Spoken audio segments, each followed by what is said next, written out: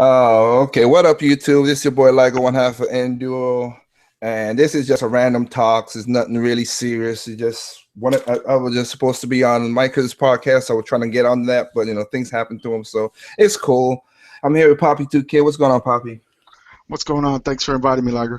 No problem, man. Like I said, this is just random talks, nothing important really to a point. I'm at my office right now working on AutoCAD, doing my regular 9 to 5 job, doing architecture. And normally I don't do this stuff. I'll be sleeping by now. Nice. I'm waiting to run my business in Japan, overseas, because it's a 12-hour difference. Wow. Well, you gotta pay them. Like I said, I'm fortunate to have a hobby that pays good money. Let's put it that way. Yeah, it's not a job for you; it's a hobby. Well, it's a job that I don't get enough sleep, dude. It kills my body sometimes. I'm not gonna lie. Running a company is not easy. No, I bet you gotta have some trust in people that you put in certain positions. Including an international company that's all over the place. So it's just absolutely. Yeah, but I mean, so like I said, right, it's the benefits is what it is. I can't argue the benefits to get what I have right today.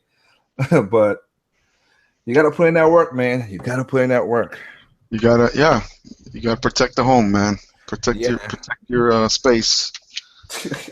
So basically, like I said, this is just like a random stuff. We're gonna talk about some topics really in a way, but I want to put this up to anybody who's listening or whatever. When it's like right now, I'm gonna view this, but I'm just talking out right now because next week is gonna be Purge Week, and like I said, hopefully I get the video up tomorrow to start it up, and then people catch the endcast tomorrow. I mean, it's mostly gonna be. I invite people to a degree to talk, but it's mostly a solo thing. I just want to do, and I've gotten a lot of questions, which I hope I could get it done in the hours. Yeah, that's good, man. I mean, I got questions on Google Plus. I got questions on the video put up. I got questions straight to my Gmail. I'm like, wow, okay. And the reason I'm doing Project because, like I said, I've seen a lot of people coming off of Poppy 2K's video, like you just did just a couple minutes ago, of people just doing negativity. I'm like, I have one rant video on my channel, one, and that was still was journalism. That wasn't even towards people. I mean, to like the gamers and nothing, because I don't really go for that. I just don't understand, Liger, why the same haters that spit the same poison, they continue to spit poison about everything. They call themselves gamers. If you complain about everything, then are you really gaming? And why do you continue to be the first ones in line to speculate about a certain company, but then you're the first ones in line when news, good or bad, comes out. Nintendo they're not going to have this. They're not going to release the game in North America, The Devil's Third, and then the next day Nintendo comes out and says, "Hey guys, I know you guys are anxious to hear more information. We're glad to say that we are going to bring the game over." And basically, it's telling them shut the hell up and wait. When business deals are going on, the last thing you need to do is tell the public what you're working on. That's the last thing you need to be doing. Let them know the details of a certain deal that hasn't been signed yet. I was telling the guys last night. I said I'm speculating, but I theorized that the reason they haven't said anything is because it's usually due to money. The North American market is probably the largest market for the Wii U, and this is where Devil's Third is probably going to sell the most. So I'm almost at the idea that both parties are trying to finalize how much each is going to make off of this deal, because now with all this hype and stuff that's being built up because of the negative feedback and stuff, this game's going to sell a lot more than what it was before. Am I right? I don't know. I really don't know. Like I said, the game has to stand out by itself. I'll say that. And the reason I say that because I've done like maybe about 10 audios to be. So like I said, next week my channel gonna be crazy with a lot of videos, and I've been talking about stuff to other people. Right. You see, like I said, I don't speculate that much. That's not. I mean, that's it's funny, like you just said right there, and I have a video exactly about that. If you guys speculate so much, why don't you guys go in the freaking stock market? I mean, that's basically the best way. You will make money with that at least. Go ahead and start. Yeah, you're right. Do that. I mean, there's people that's all they do is speculate. They don't have nothing positive to say, nothing of value to say, and they spew poison. You know? Yeah, but I must what I must say to what you just asked right there is that, and if I'm lagging out or whatever, people, sorry about that. Like I said, I'm connected to my home office. My home is connected to the main server of my 9 to 5 job, so I'm using a lot of bandwidth right now doing that stuff. So apologize for that. But to what you just said, it's like I can't say that 100% because we've seen games that come unique. Now, Splatoon is the one in the norm, and Nintendo showed this magic of taking a shooter and turning it into a fun game, and everybody's buying it like crazy. Like I said, this Splatoon is the first shooter that broke Japanese no shooter thing at all. Japanese people hate shooters, and this thing is blowing up in Japan. Yeah, man, I've heard numbers anywhere from total sales of 1.5 million and plus. And I you know, again, when I say I'm speculating, I speculate, you know, just because I have, you know, I look at it from a business perspective. You know, obviously I've told many people, you know, I've gone to school for business. I have an MBA and whatnot, and obviously what I do is important. But you know, I look at numbers. I see trends. I see that game moving up to selling close to Super Smash Brother numbers. I think my perspective, because the way it's moving, and it's not just moving software; it's moving units as well.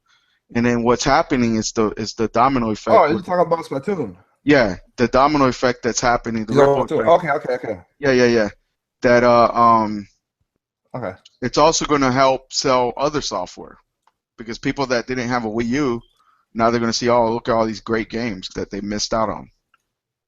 And the eShop really does help a lot. Yeah, go ahead. Yeah, you're right. No, you're right. No, you're right. I mean, if it sells those numbers, it'll be cool. Now, like I said, Splatoon is something that's different. And the reason I brought it, like I said, the reason I said the Splatoon thing, according to what you just said right there, is because it's fresh, it's something different, it's a new thing. But again, that don't work out all the time, because again, no, you're right. Sunset Overdrive didn't sell. It was something unique. It was not the usual down. It was colorful. It was a different thing. You had bounding, you had jumping, you had crazy. Nobody went out there and bought it, which is sad. That's a different game that should have sold good. But you know what? I've said this. I have to do a video about this. I ain't did none yet. Just because, and I've said it a couple times. I need to do a video about this for real, but I ain't done it yet. A million system seller does not guarantee that the game is successful. Nintendo's case is different. That's wholly different. They don't do like the other companies. Yeah, they don't do big budget, you know, software titles and big budget campaigns, marketing campaigns. No. So they don't have to sell. No. Their threshold to meet a certain expectation is a lot lower than the third parties and Sony and Microsoft's as well. Yeah. So because again, I could list many numbers of games that got reissued, and that's that whole thing that people talk about, the whole definitive edition stuff. that's a scam. That's a scam, which is, and it's good. It's a scam to a point. Yeah. But it's good that people could get the game who waited, which is cool. I'm not throwing shit against those people. But right. It's a scam to double dip to get more money out of you for the content it is. Yeah, because what are they really doing?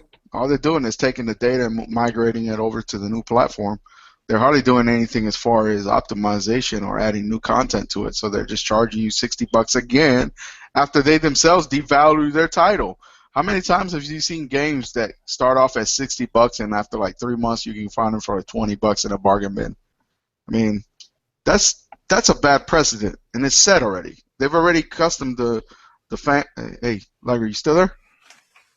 Yeah, I'm working. You're lagging out. Sorry. Yeah, they've already conditioned the people, the so-called gamers, the gamers themselves.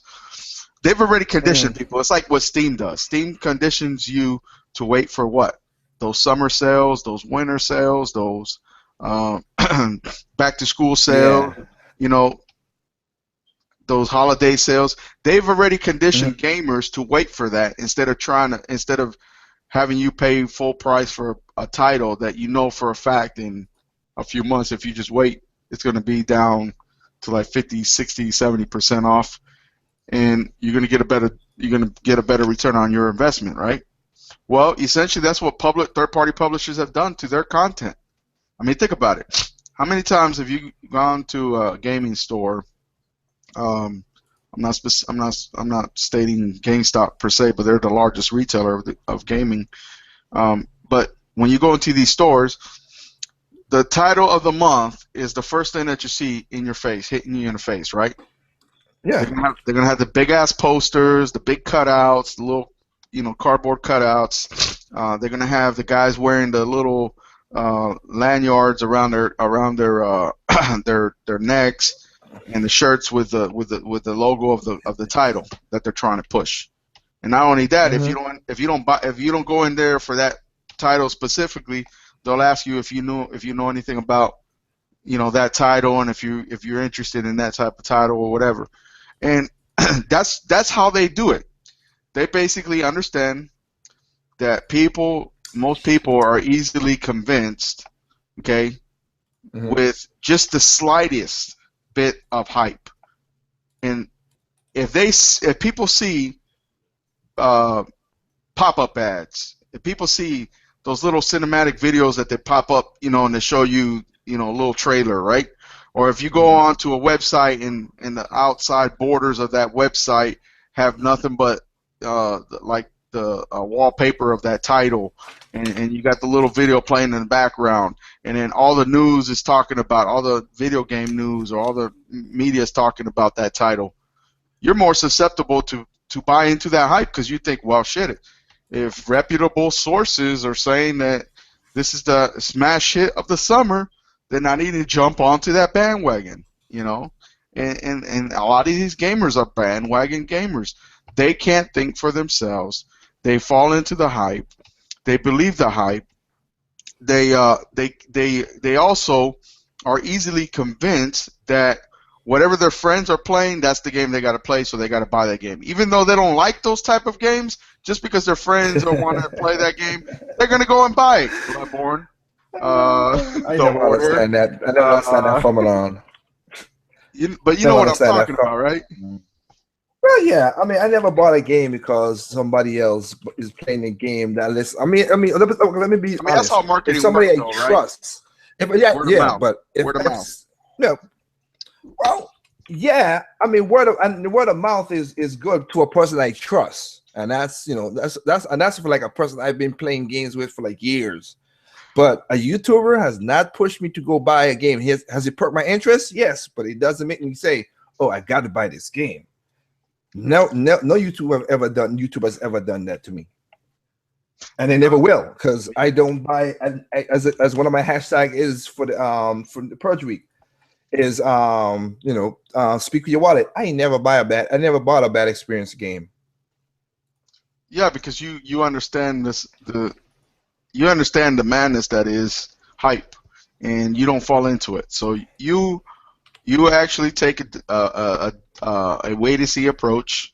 You wait for people to review it, see what they say, and then you go and you start doing your own research on it, and you do your own due diligence, and you figure out what it is that this game's about, if it's going to meet your expectations or not, because $50 is $50, $60 is $60, $100 is $100, $10 is $10. Either it doesn't matter how much you pay for it. If it doesn't meet your expectations, you're gonna feel what? Like you were cheated. Okay? And the fact is that a lot of these gamers, I'm telling you, I can't tell you how many times I've heard gamers say, "Oh man, I bought I bought Batman Dark Knight, but man, I just don't like that fucking game." Or I bought Order 1886, man, that game they were right. That game's a short piece of shit. It's like you know if you would have waited, you would have saved yourself that disappointment, because I'm going to tell you something that a lot of people don't realize. There's a hype machine, right? It comes around, right, in cycles, and after that title drops, how quick is that hype machine drop off the radar? Like almost instantaneously. You know what they do? They move on to the next title. They move on to the next thing. Well, the average pricing for the average pricing window for getting your most maximum dollar out of a game for third parties are 3 months. That's the average. Exactly. After 3 months, you see the price drop. You see everything just go a little differently. Unless it's like a phenomenon game, that's the exception. There are a couple games on each system that jumps beyond that, but they're far and few between. For the longest time, Call of Duty was, you could say Call of Duty was a game that it would maintain its price level at a certain level. Mm-hmm. Like if it was $60 at launch, it you know, the lowest you'd find it after 6 months would be like $50, $45, but it'd be relatively around that price. And that was because obviously Activision wanted to milk it as much as they can. But obviously with the recent releases of Advanced Warfare and the other one that's going to be coming out, Black Ops 3, watch those games just get dropped in price, because I've seen already on Steam and there's no Activision and all these third-party publishers have killed their PC fan base. They've killed the fan base, the market there, because of the lack of care that they give it. I mean, case in point, the Batman series. Every fucking Warner Brothers Batman game that's come out from the beginning has been what? Broken. What made people think that game was going to be? I mean, for the PC, yeah, I know that one was not. People didn't do the research. I put it in my rant video that's going to be next week. Like I said, I have one. Man, I'm talking about all the stuff you're going to talk about, man. I'm sorry about that, Liger. No. I'm gonna dude. Like I said, this is random talks. I don't care. Okay.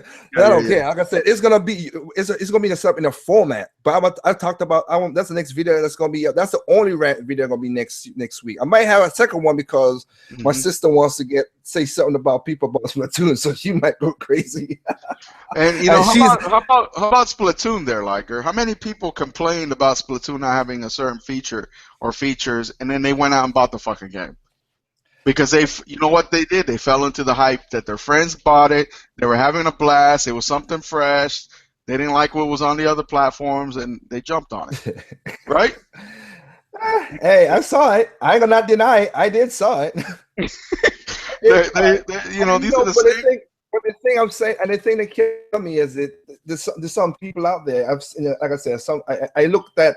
I went to, and I've said it on the Gamers at Large. I think I didn't say it on there, but I went to certain people who throw their negativity out of Splatoon, which is cool, and I don't care. I respect anybody. I don't disrespect them. But the funny part was they bought the game. They talk this need this feature, that feature. I go to their channels. Like I said, don't disrespect nobody. I've seen them try to do the voice chat and everything with Google Hangouts and Skype, and I've seen people with Skype and had no lag, and they still got bodied.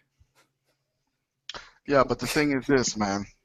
They just want a feature to socialize with people around the world, around the internet, and that's the whole purpose of that. Because they themselves, they're just not happy, and maybe they don't have friends. Maybe they're just maybe they need some attention. You know, so you know, it's like they got friends.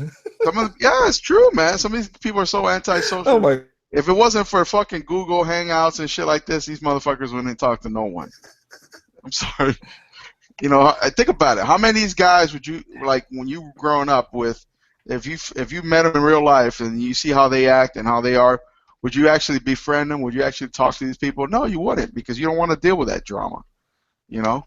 So, you know, it's just a fact, you know? Well, like I said, you're right. I mean, there's some people I've met. There's some people I have met, and again, sorry if I'm logging out. Like I said, I have to. Yeah, no, you're good. You're good. Yeah, I have to keep connected to the main server of my job because I'm, you know, but. Yeah, you do. But, yeah, there are some people that I've been cool enough to like let them know who I really am and know my company, and they're like, oh, okay, see what it is, what's going on. So I know now they see what they talk about. And there's many people, like I said, I've keep my like kind of like what your video just said about that stuff. There's some people I would cool to associate with, and there's some I don't. But the thing is, like I made a video the week before about I surround myself with, like you just said, gamers. I got guys who are PC guys. I got guys who PlayStation 4. I got guys who Xbox One. And in real life, and we never argue about this stuff. It's only on the internet I see the claws come out. Yeah, exactly. These people, that act like, they're self-entitled individuals that know everything there is about gaming, and they don't care, how things are with certain companies. They want it a certain way, and they don't give a fuck. And then you know what? They don't even play games, Liger. They don't play the fucking games. That's what I'm saying. They talk all this shit, man. How many times have I seen guys on YouTube opening up their games, right? Mm-hmm. And they give the little demonstration. Okay, here about the game, guys, jump on it, get it. And then sometimes I think maybe these guys are getting like kickbacks or something, man, because they don't play no fucking games. Most of their day, you can see them there on YouTube or Google and doing videos, and then you're thinking yourself like, hold up, I've done a video one time for a few hours, and then I went to go do editing, and I got a family, I got kids, I got a wife, girlfriend on the side, and you're thinking to yourself, holy shit, I ain't got no fucking time to play no games. When do you find time to play? I throw a little shit like that out sometimes. It gives people. No, it's cool, man. It was funny. I'm laughing. It's just in case people are falling asleep and shit, So. Oh no, it's all right, man. It's all right. Liger, you think to yourself, you're like, hold up. If I can't do that, and I think of myself, I'm not like the superior dominant gamer, but I'm a fucking gamer, man. If I know shit that happened back in the day, and I played those games, and I can tell you about those games, I put some hours into gaming, okay?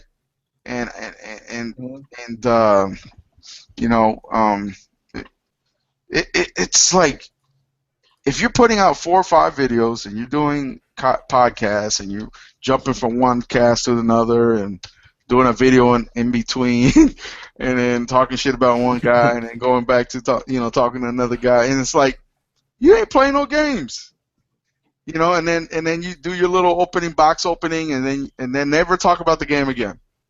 Well, like I said, the double-edged sword of the internet is this. There's two things I've learned over the years, and it's crazy. One is internet in general.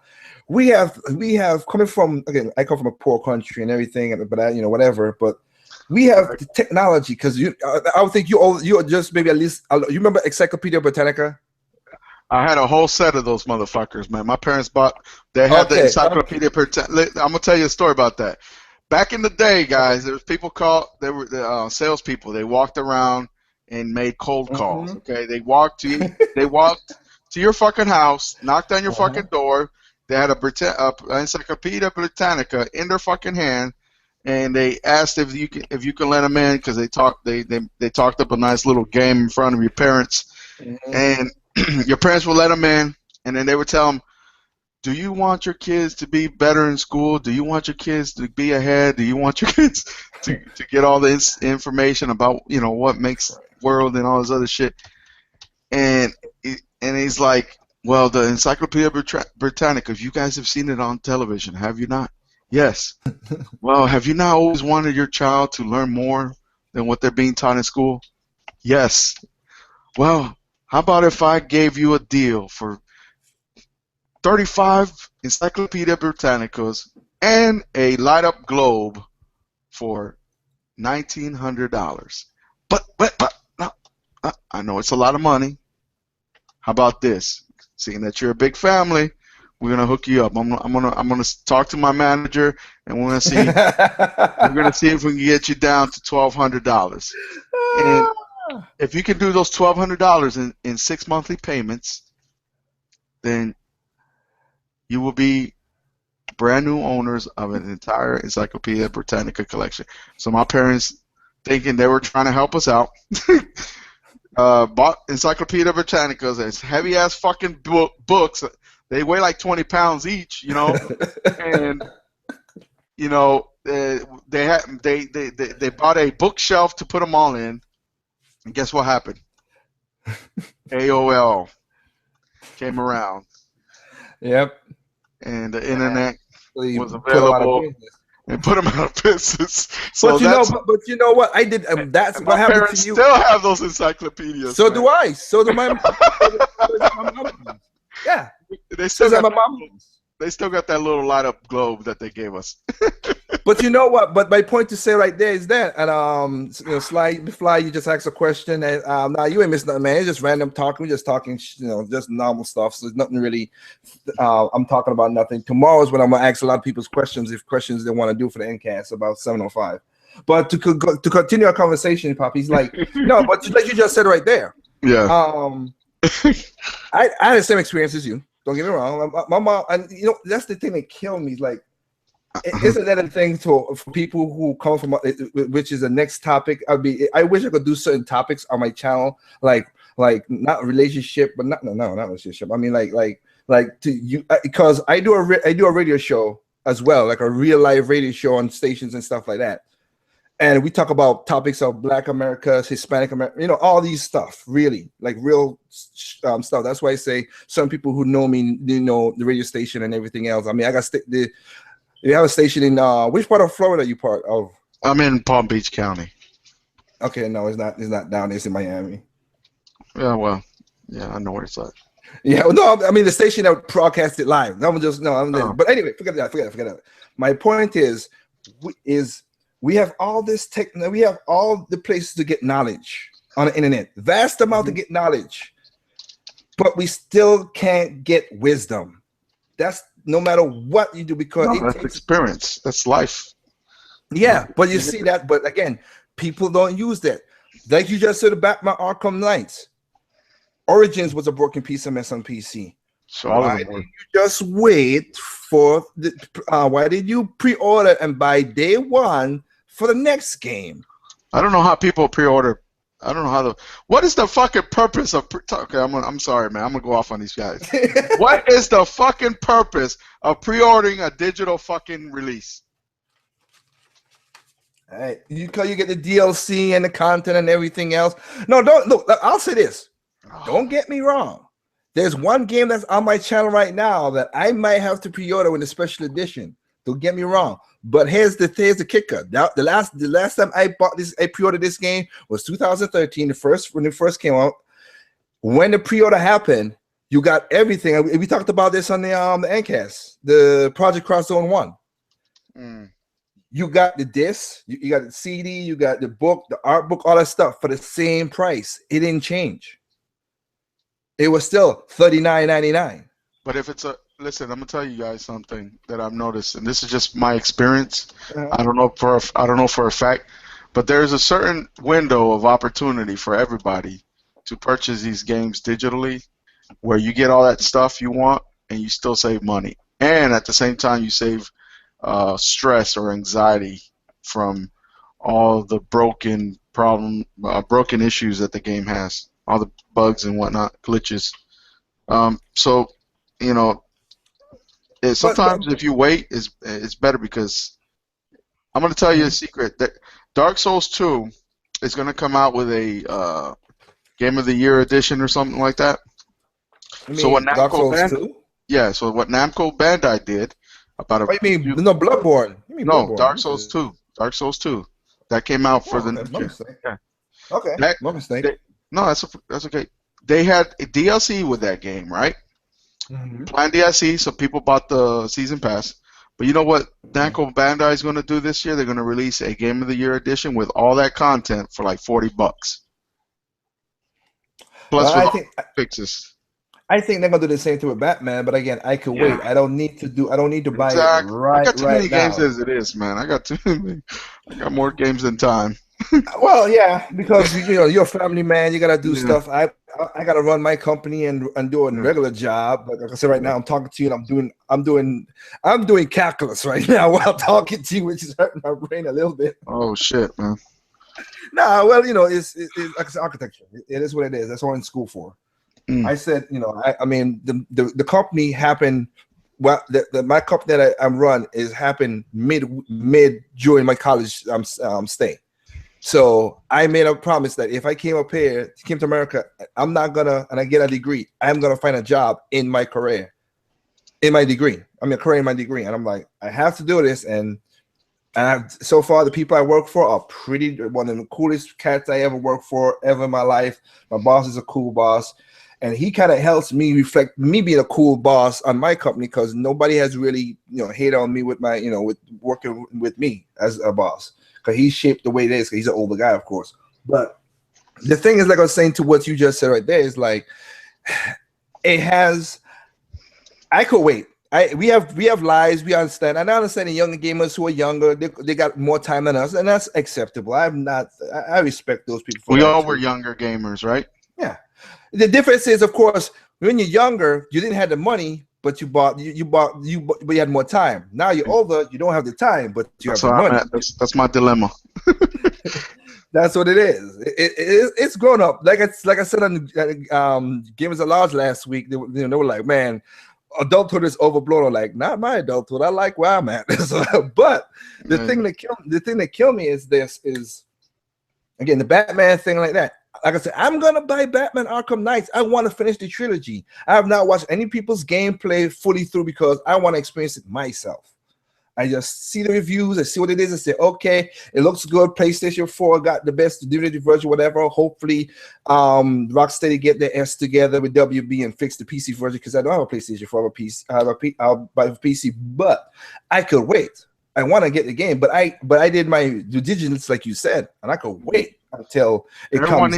Everybody needs to learn that term, due diligence. Okay, that means to do your homework on whatever venture you're trying to get into. Yeah. So if you want to buy broken games and you know the company, the record of it. Oh Lord! But you know what's fun? The funny thing is, though, is like how much you want to bet. It's over 100. I could guarantee right now 100,000 guaranteed done. Assassin's Creed Syndicate is already done. Got 100 going to be pre-ordered for 100,000 and plus. Well, that's still not going to help them make a profit if they do get that 100K. They need like 5 or 6 million to make. Well, no. But I'm talking to what we just talked about. Oh, you're saying that 100,000 souls? No. How about Assassin's Creed Syndicate next big game? Assassin's Creed Unity was a broken piece of mess. I guarantee you, there's over 100,000. They're gonna be over 100,000 plus pre-order for that game. Yeah, there's 100,000 poor souls out there pre-ordering that fucking game. Not knowing if they didn't do it that time, you couldn't just wait to see. Well, let me see what's going on with this. Exactly. You know? Go ahead. Sorry. No, it's sad, man. These guys. They fall for the hype, man. All these, it's propaganda. Okay, marketing is propaganda. It's a form of influence. Okay, to influence you to part with your hard-earned dollars or money or capital that you have saved up or earned, and and they take advantage of the ignorant, the naive individuals out there, but also the ones that should know better too. So I don't feel sorry for the guys that complain that the game's broken and they feel like they got molested or something, taken back to the woodshed or something, and had the shit slapped out of them, like Mr. Red Fox likes to say. Yeah, I heard you. So it's like oh man, it's just funny. I don't understand how people do certain things. I mean, we are getting, and this is true because of technology. Americans have become very, very impatient. I've seen people. I'm looking at foreign reviews because I'm doing my due diligence to buy me a next smartphone. Well, basically not in my next smartphone, my first smartphone, because I put it in my video again too. You know why a lot of people say about, oh, you have all this money, you could do this stuff and buy this. Why you buy this and this? Because let me let you a little secret, people. You know how I'm well off. Let's put it that way. I'm not rich by any standards, but I'm well off. You know how to well off stay well off? but not spending a lot of stupid money. Yeah, That's how on dumb shit. Yeah. Yeah. I am not. So I bought a phone. When I bought my phone to talk. I don't buy my phone to be a mini computer and all that junk, whatever. I just want to talk, text, do my business, and keep on going. Because if you want me to get into full detail, well, you catch me on the computer and we could type things out, blah, blah, blah, blah, blah. Because like I said, my computers are synced up to the Japan office, the London office, of course, my office to my job right now. So, and it could share screen and everything. So if I need to do something like that, I have that. But I'm seeing people. One of the phones I'm looking at, and then Galaxy X, the Galaxy 6, which right now I'm looking to unlock my phones anyway. I'm not doing contracts no more. It's getting annoying. But the thing that kills me is these people are saying, "Oh, this thing is 2 seconds faster than this phone. Oh, this is the phone to win." You can't chill for 2 seconds now? Seriously? I'm not gonna pay $700 for a phone. I'm gonna pay $200 the phone that does the exact same thing, but just 2 seconds faster. Are you freaking kidding me? All that does is reinforce the message that we've already reached a certain level of power and effective efficiency, where all we're doing is fighting over nanoseconds and milliseconds and shit now. That's what killed me, because that's what's going on in the TV market. I'm researching for a TV too. I'm trying to look to buy a new 4K TV for me. And here's I want to put this out. I always tell people don't buy the 4K, because when are you going to get a 4K signal? Because I'm still waiting for the 1080p signal. Well, no. I'm buying it not for. Yeah, I understand you say. I'm not buying it for the. I don't watch TV. Me neither. So, I don't have cable. But again, no. The new 4K. I'm looking into, because I have one already, which is pretty cool, and it does upscale very nicely.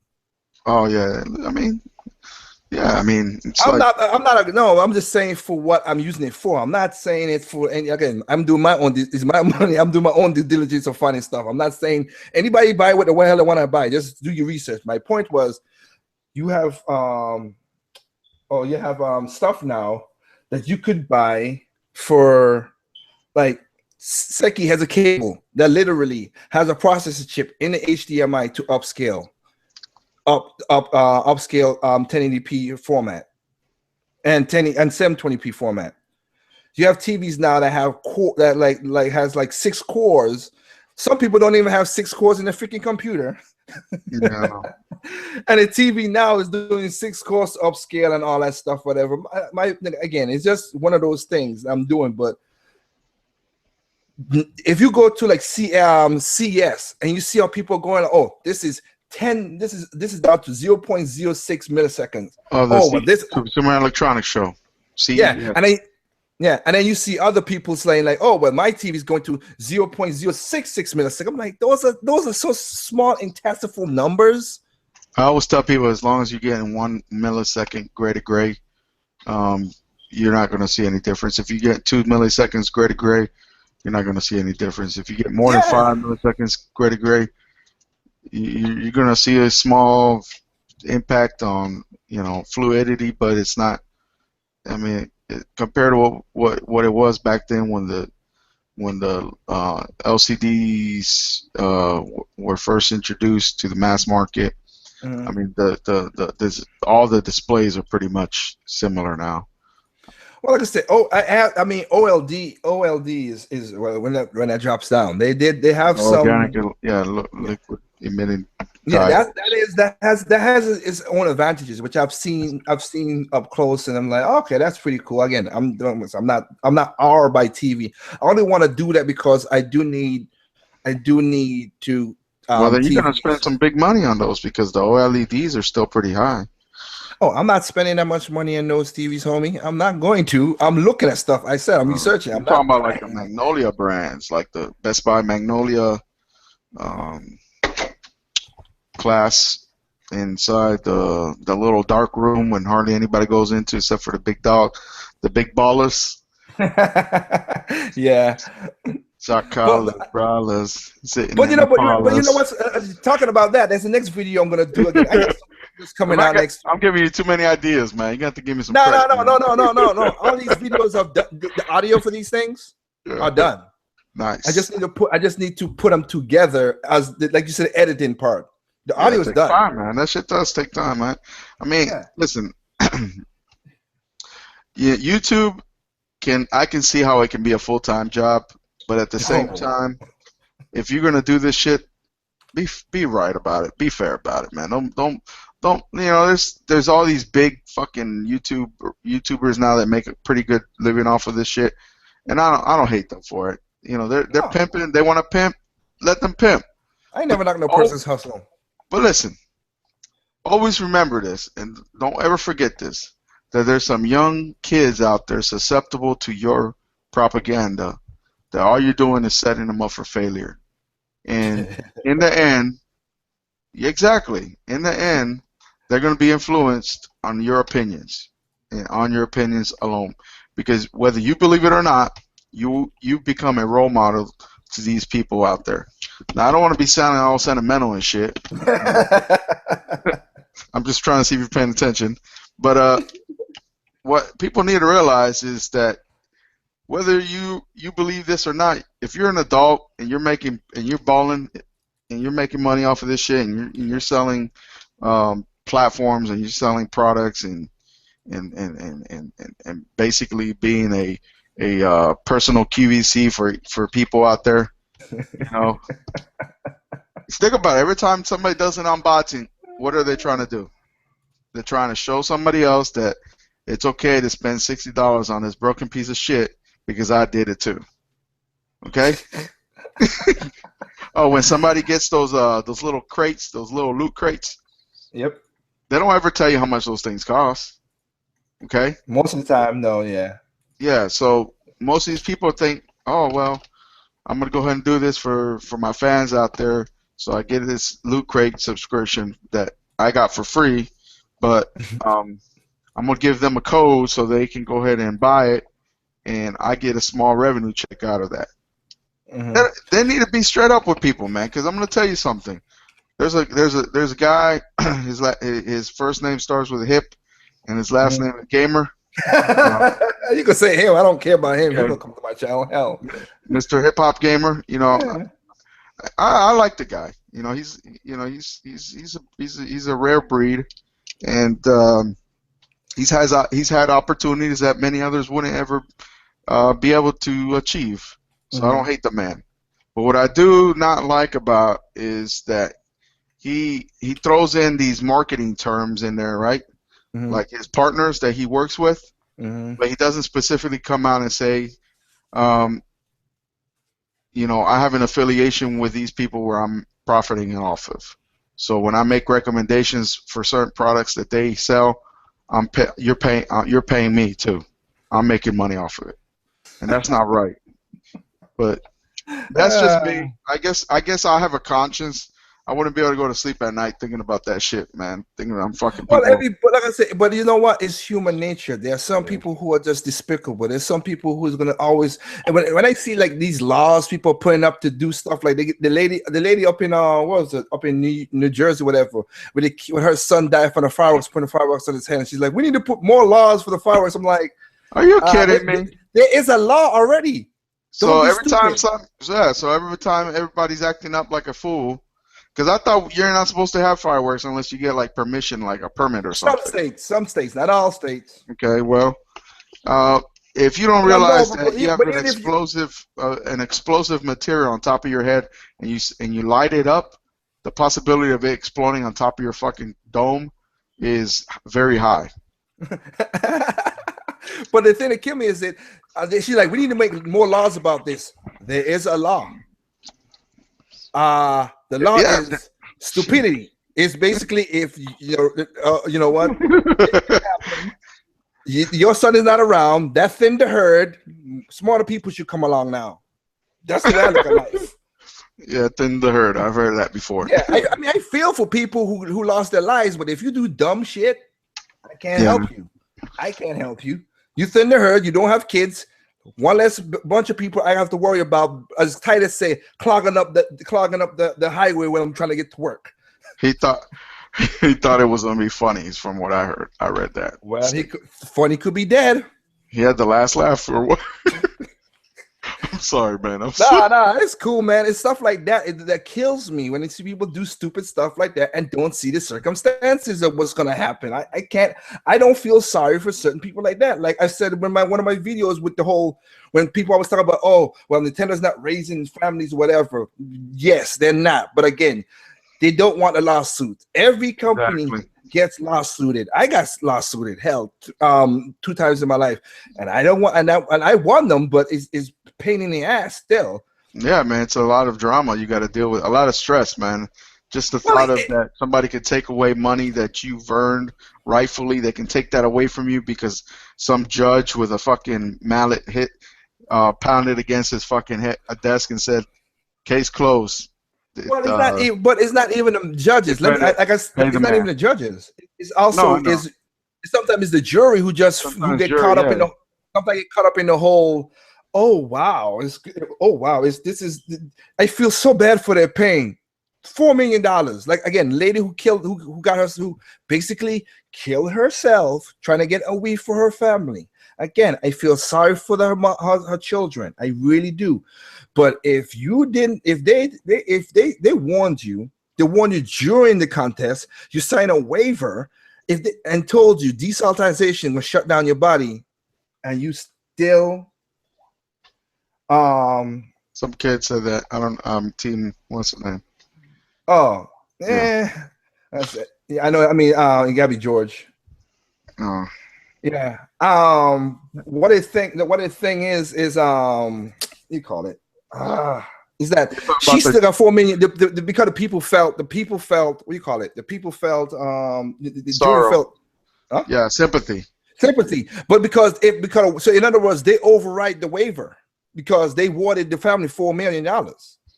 Yeah, they can do that. There's a certain percentage that they can award. But you know what? We can all be fucking jury.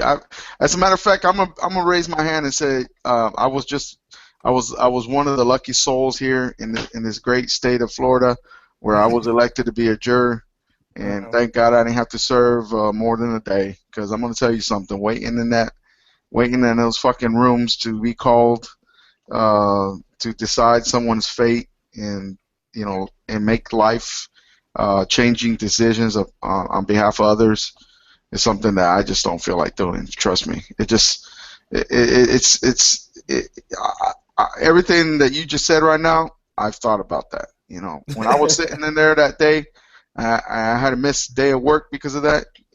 Thank God I'm on salary, but still, if I had to, sit there all day and wait and think to myself, hold up, so I ain't gonna get paid today, and I gotta be sitting in here for a week or so, and I gotta decide on a case because somebody hurt someone else or took someone else's life or did this or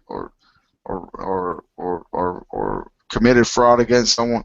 I don't know if I don't know, man. I just don't have the gut for that, man. I just not that I'm a coward or nothing. I just don't feel like dealing with that shit. That's drama. That's too much drama for me, and I'd rather just live my life without having to deal with that. I know it's a public service and it's part of your civil duties and shit like that, but I agree with what you're saying. You got some random guy who probably doesn't even work. He's lucky as shit. He's happy as shit. He's getting a little paycheck that day or that week, to decide on the fate of how you're gonna pay somebody off. I don't like that, man. Well, like I said, I mean, what a lot of people don't understand is, again, like I said, is these people who always talk business, again, they don't know what they're talking about, too, because, like I said, I put money aside so I don't get sued. That's just what it is. Just like everybody else, they put money aside. Walmart, Samsung, Sony, Microsoft, all these people put money aside because they are going to be frivolous lawsuits. It is an intangible thing that's going to happen. And when they see, like, Nintendo's constantly being sued over stupid shit. I mean, silly as dumb as shit. Like Panasonic sues them constantly. Who else? Who's else going out of business? Well, no, I mean they Panasonic, Philips. I mean the corporation thing is a different story. I'm talking about the frivolous lawsuits, the real frivolous lawsuits. How about that lady that did you know there was a lady that is trying to sue Nintendo because her kids painted the house? Yeah. We talked about that. We talked about that like a couple of endcasts ago. Yeah. What the fuck is wrong with this? I mean, what? But here's the thing, though. Here's the thing, Poppy 2K. This is what I'm gonna say right there. You know, for a company to go to federal court just to represent them, just to start to represent themselves, and you could Google this and check out all your information, people, because I lived through the freaking thing. 1.5 million. Yeah. That adds up after a while. When you got incredible, man. Yeah, let me see how much you have a country about 175 million adults, and they're not being adultish, and they're gonna take 175 million. That takes have 1.5. Keep on adding it up. That adds up to a buck of money.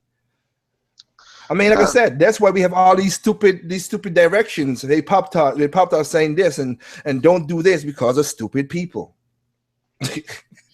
Yeah, I remember that lady that burned herself from the McDonald's coffee. I was a young child at that time, but I thought, so you can make money off of suing somebody for making a stupid decision by putting hot ass coffee on your fucking dashboard and driving off.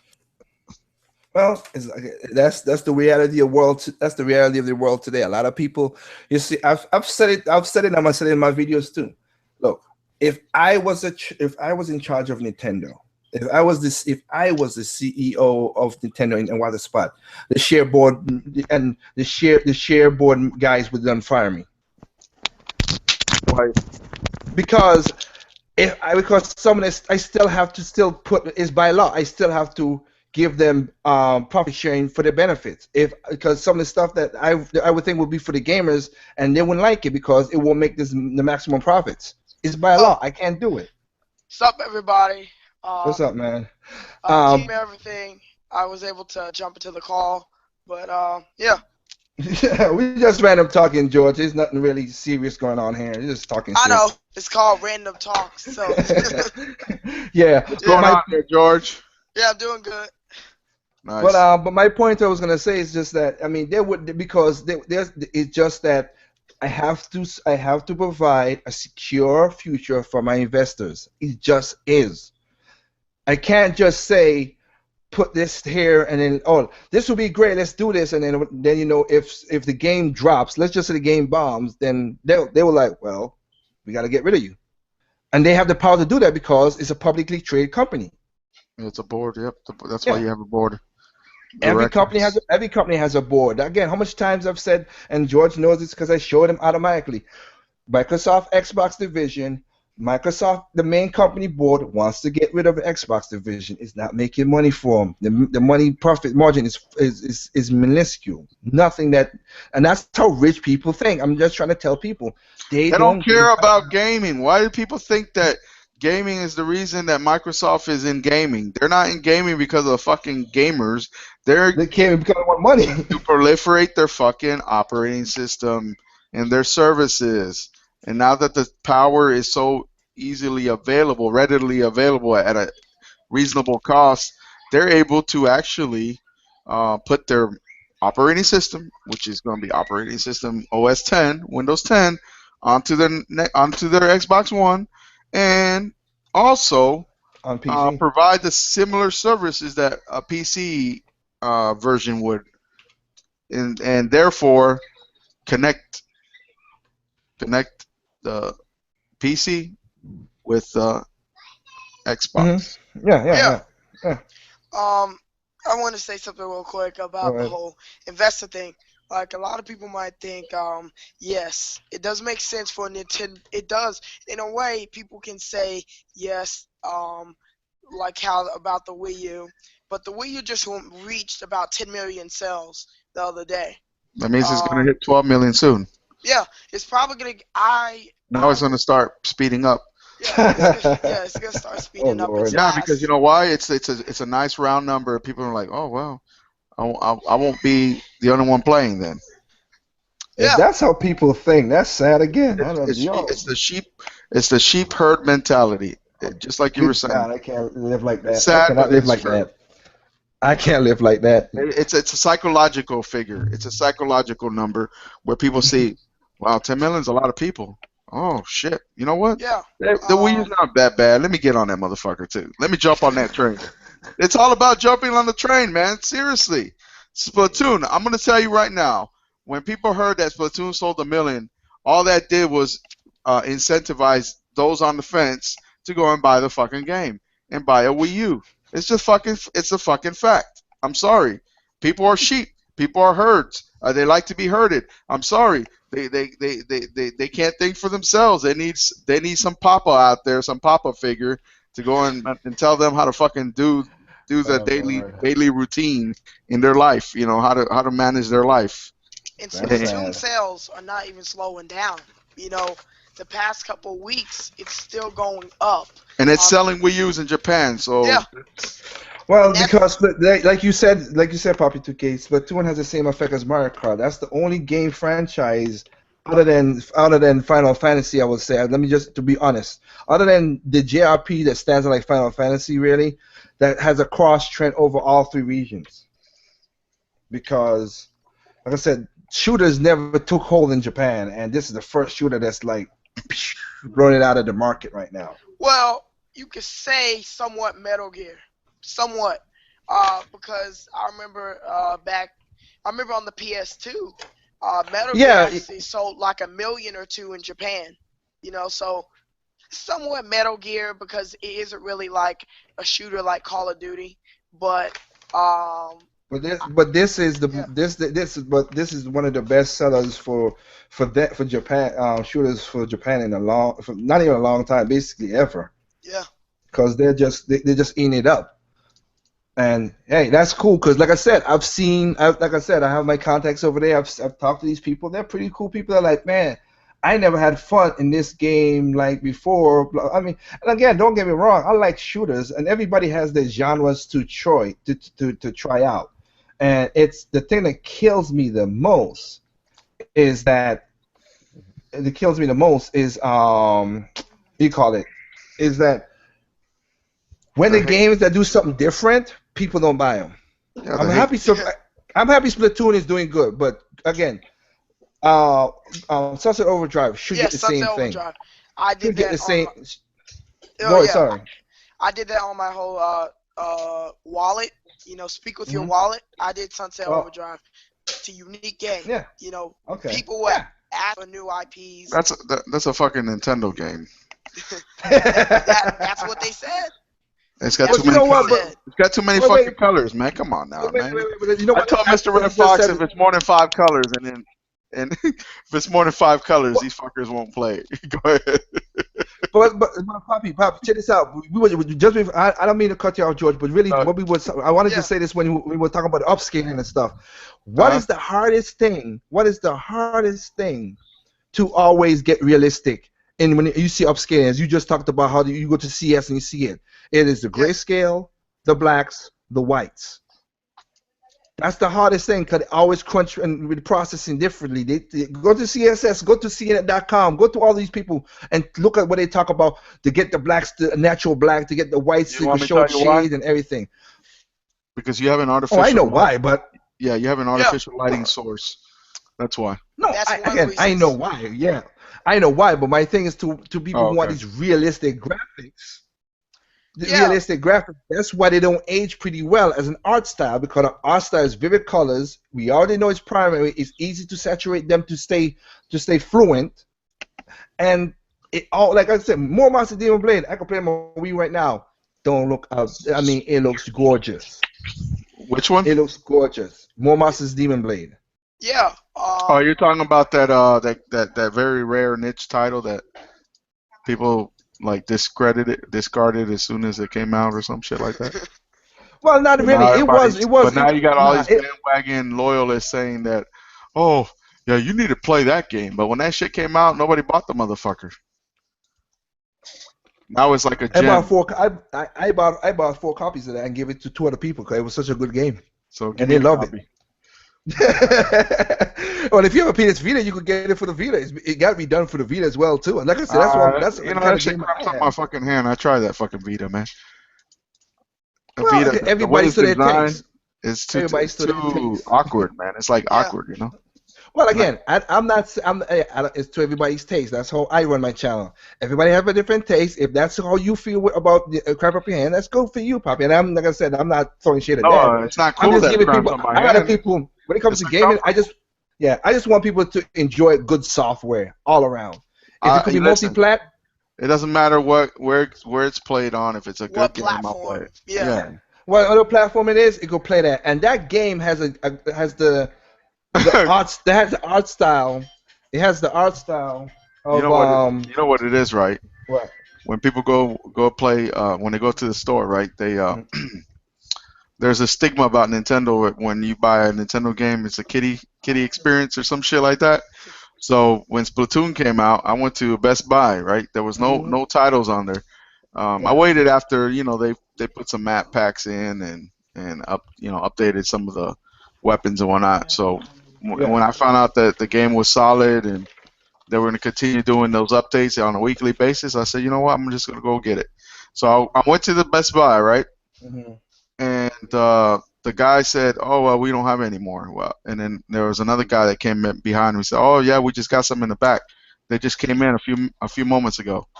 And then the guy went to go get it for me. He's like, he looked at the game and had like these two little fucking colorful creatures on the front cover, and he looked at me. He says, "For you?" I said, "Fucking right, this is for me." And I was like, I said, "Why? Why? Because I'm a grown ass man wanting to play a fucking Nintendo game." I'm laughing. I was laughing my ass off. I said, "Dude, man, this is a good game. I heard you need to jump on it. This is like the next. This is the next wave of shooters right here. This is the next generation of shooters." Well, I don't know the next generation, but just something different than I was just the bullshit. norm. I was fucking with him. That's why. Oh, okay. Let me wait for a second, guys. Go ahead. No, everybody which is cool. Like I said, you're not missing nothing. We just shit talking and just talking. So I have a lot of questions here. I'll take this. Anderson, Archetta, Slimy Fly, Daily. All you guys, I'm gonna take your questions that you guys put in the app. I'm gonna copy them and ask them tomorrow for the endcast of for the question endcast tomorrow. Like I said, I'm working right now while talking to these guys, so I'm not really.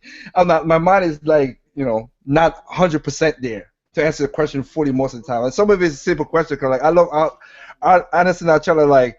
Why gamers treat video games like fast food? It's just what it is, dude. I know, right? I can't ask. People. I don't understand that how people do that, but people do. You know what it is?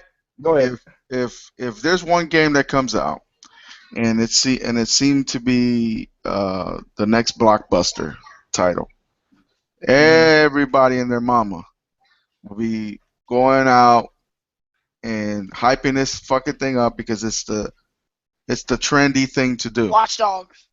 When the game launches, She said Watch Dogs. not only is it a downgrade from what it was, right? Like you were alluding to, but when the game launches, the experience is stale, unimaginative, and you feel like you got robbed. Watch Dogs. It feels like you got your lunch money stolen. You know what I'm saying? Oh, you gonna kill that Watch Dogs, ain't you? Hey. Watch Dogs. And you know what's funny? How Ubisoft tried to parade Watch Dogs around like it was like the next greatest thing since sliced bread and shit. The GTA killer. And then they say, well, the Wii U, we're having trouble with it right now. We don't know if it's gonna release this and that. And then the game comes out, and it's actually one of the better performing titles of all the platforms for the Wii U. But they gave it no marketing, right? Yeah. They talked shit about the title before it even came out. So they destroyed future sales. Basically, they artificially diluted the product prior to its release to where gamers that were anticipating it said, you know what, fuck y'all. If you don't want my money, fuck you. Yeah. I'll wait till it comes out on a bargain bin for $5 and then you can kiss my ass. Well, basically, it's $9 right now for PlayStation 4. So hell. If I was an investor and you are diluting a product, then I don't know how I would feel about that because basically you're losing consumer. You're using. No, because they're telling their investors that Nintendo gamers only want to dance. But no, to add to what George just said right there, diluting. They don't. You said diluting their product. Yeah. They don't care. Diluting the product. Does it make money? They don't. They want the least amount of effort, least I'm amount gonna of tell money. you, investors think like this. How can I sell our product? How can we sell our product to the most consumers available? And they're telling the Ubisoft CEO, I don't give a fuck if Nintendo's console isn't as powerful. We want to make sure we provide these products to the most consumers. And then the Ubisoft CEO saying, well, you know what? If we do that, then we risk reducing our available resources for a system that's not going to sell. And they're like, well, how do you know if you don't give it a chance? These are how these guys talk, okay? Yeah. To a degree. And then the Ubisoft CEO is saying. And then the Ubisoft CEO responds with, our experience, there's a trend where Nintendo gamers only purchase certain rated material, and we don't believe that it's the most equitable solution for us. Maybe we just need to reduce our load and concentrate on the most profitable platforms like the Sony brand and the Microsoft brand. And then the investors are like, well, that may be the case, but this is a new generation. We got to give it a shot. So they say, okay, well, I'm going to prove to you, Mr. Board member and stock, chief or whatever they call these guys. I'm going to prove to you that it is the case, and they only buy Just Dance. So then they go out and do a marketing. Basically, this is a marketing campaign to reduce the sales of their own products, so they can prove to their shareholders that, you know what, we don't need to be investing into this platform because it's not a viable, profitable platform. And if that's not the case, then why are you killing your own sales? Because EA did the same fucking thing, Activision did the same fucking things to a certain extent, and definitely Ubisoft did the same fucking thing. So I don't want these fucking people to say, oh, well, Poppy, you're being a little, we're exaggerating with this. I'm telling you what it is, what I've heard. Hold on. Well, I have to. That's why I have to correct you. Don't get me wrong with this. What you just said is not how it happened. I'm sorry. It's not how it happens. When I work for Ubisoft and I work for EA, that's not how it works.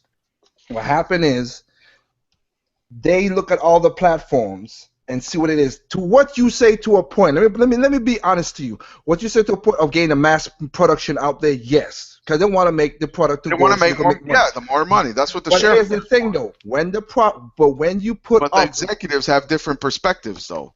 They try to make as much money off as least effort they can do. So producing for a platform that isn't going to sell you as many units isn't as viable of a platform or a decision for them to make and invest into when the stockholders are saying we want as many consumers as possible. The executives are saying, which is the leaders in the company, are saying, well, we don't really want to put effort into that because we're not going to get a big enough return on investment when you compare it to the other platforms. That's what I was trying to say. Okay, we're going to say, well, what you just always say, flip it.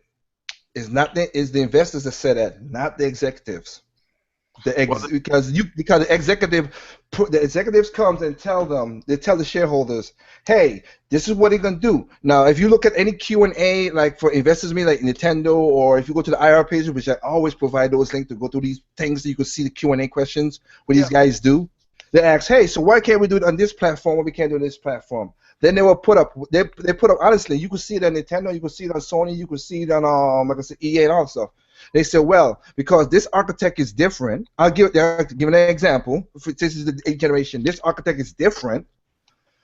Where it's going to cost five? It's going to cost 5 more minutes. I'll get exactly say. It could cost 5 more million, or we have to rebuild the whole game from the ground up, which is 10 more million. And the investors be like, 10 more million. Plus, but it's a game, yeah. But the architect system is different, so we provide. If you wanted to do it, we have to do something different for it. Okay, then, yeah. And they vote, and the board votes. Yeah, nah, forget about it. That's what happens. The board don't. The board votes down everything. The executive has again by law has to say everything they need to say to a degree. Now the PR stuff that you're hearing outside, where you're hearing all this stuff, that might be the case that a lot of people is pulling. But being in the meetings and seeing this happen, that's why I created my channel in the first place, to show people behind the scenes. Because when I work, because like I said, I'm gonna tell you something. I work for one of the largest. I work one of the largest companies in the world for a certain product that everybody consumes, and I am in very high-level meetings at times where I'm going to tell you right now that may be the case what you experienced, okay? But there's a certain form to deliver a message that you want a certain decision to come to fruition. Essentially, you don't give all the information. You just give enough information to where the board members may end up voting on a decision in the manner that you wanted anyways. Okay, what I'm trying to say is this. Let's say you don't really want to spend time and effort on something because it's more work, right? But you know, if you have the resources to do it, but if you could use those resources to tighten up your other business, then you would rather do that because it's less effort. So what you do is, like, you try not to give a biased approach or a biased response to the shareholders. What you do is you give them the information to where a rational shareholder or board member will say, well, you are right. This doesn't seem like it's a very viable decision from what you're telling us. It will cost more money to produce these titles on that platform, and let's just forget it, okay? If you tell them that, but you forget to tell them, well, you know, we really just have to have an initial investment, which is this much, right? And then from that initial investment, when we build the framework necessary to produce titles at similar quality to their co-product or the competitor, then in the future, when we want to bring titles to this platform, we've already developed that framework. Okay? They haven't done that. They haven't told the investors that they have to build an engine specifically for this platform that can be also used for future titles. Instead, what they do is say, well, it's going to cost us this much to build the game from the ground up, which is correct. But they didn't tell them, well, you know, if we really wanted to, at the beginning, before they released this platform, we could have invested money into building a solid foundation for it, which none of them did. All they tried to do was copy and paste, take the code from the 360 and fit it in and shoehorn it into the one, because they felt it's a PowerPC structure and it has a similar GPU setup. That's what they've done. That's what I have taken from. Maybe you are correct, Liger. I'm not saying that you're not. But from my perspective, working in big businesses, that's how some of these assholes work, okay? That's how some of them do. They don't tell the big dogs that make the decision every single little tidbit, because you know what? It may not go in their favor, and it may give them more fucking work to do. So what they try to do, they skew the information just enough so that, yes, they're not lying, but they're taking certain information that may be essential in the future decision making. That's what I'm saying. Well, okay, to be part into what you just said to your for your product that you've done, I'm going off of, and that's the one thing I can't prove to anybody else because I don't walk with cameras on my ass. I believe you. No, not for you. Yeah, not for you. I'm not saying to you. You know, I'm cool, man. I'm straight. Yeah, I'm not saying. I want people to know both sides. Yeah. Most of the stuff I talk about is anecdotal evidence. I've been doing this because, like I said, I worked on Need for Speed Most Wanted, Need for Speed Carbon, Red Steel 2 for Ubisoft, and of course for EA, FIFA World Cup, the one that came out in 2005. Remember that Studio Armature? Yeah. You know what they said? With what? With respect to Bloodstained? Bloodstained? Yeah. What did they say? Let me know, guys. I might not have heard it right. Go ahead. Okay. What is Bloodstained? Okay, they have said that they will take the Unreal Engine 4, dismantle it to its basic framework. Yeah. Re-engineer whatever they need to do to connect the interface within the Wii U structure to make it operate at its most optimal performance, right? Which is what they've stated. Yep. They will then start compiling, putting pieces back in to where when the game is running at a very good performance level where they feel confident in its performance, they will finish the game and port it over completely with all the assets. And then after they complete this game and it is released, they will provide that engine re-engineered for the Wii U so that future developers or small indies or even big publishers out there that are having a hard time finding time to invest into this platform are going to have a Unreal Engine 4 engine ready to be used for whatever product that they want. The problem is that these fucking third-party publishers have skewed the systems to where they are at today.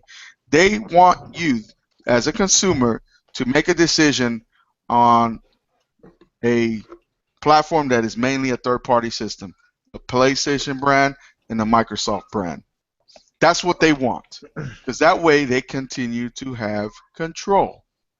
So what they've done is remove excess work, which now they don't have to work on the platform because I haven't seen any Electronic Arts games, and Ubisoft already abandoned it.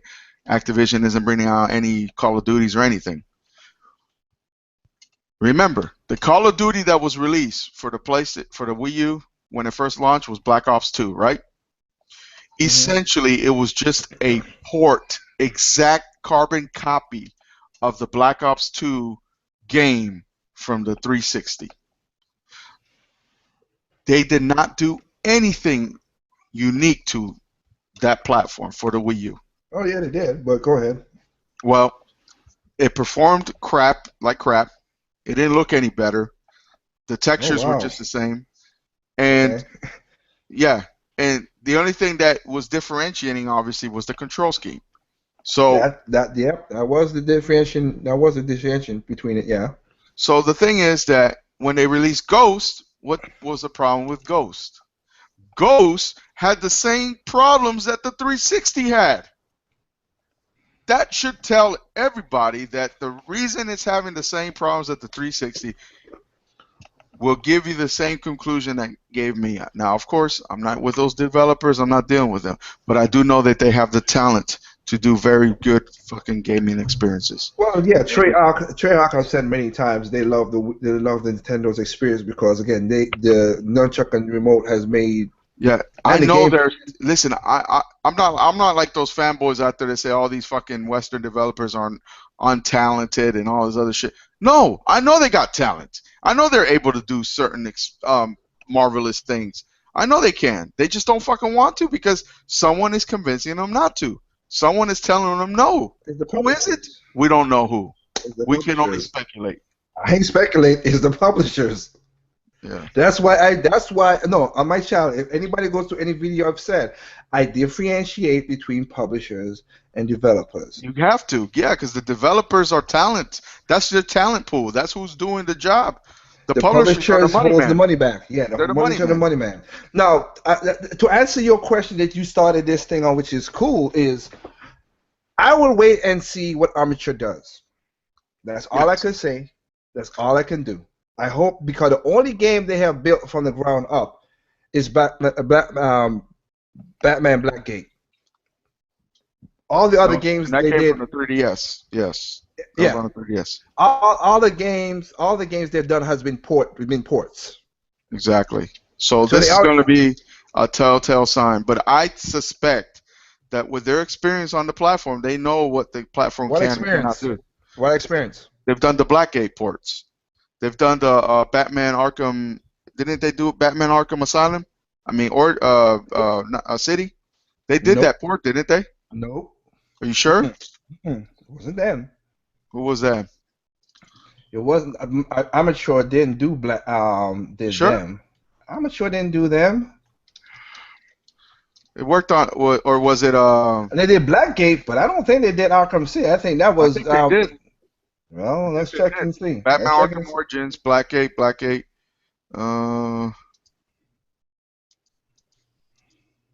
They've worked on a couple of Wii U platform titles already. Spell that thing again, because I gotta come out of my stuff. Is it ARM? ARMADURE.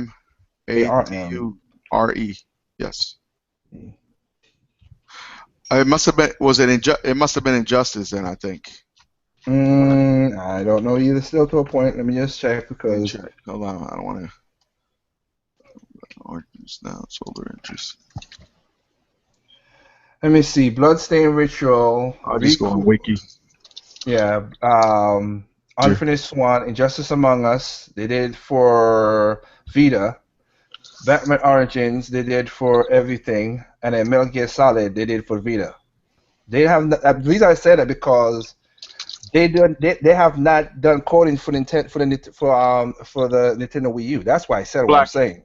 Okay, Blackgate.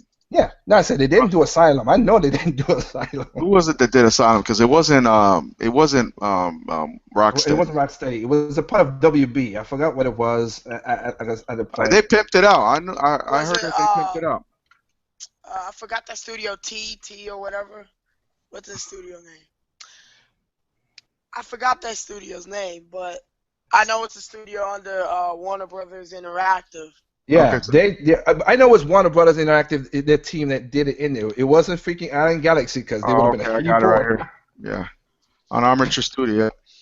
Armature Studios. This is why I said I'll wait to see. And I'm not showing shade against them. I want to wait and see.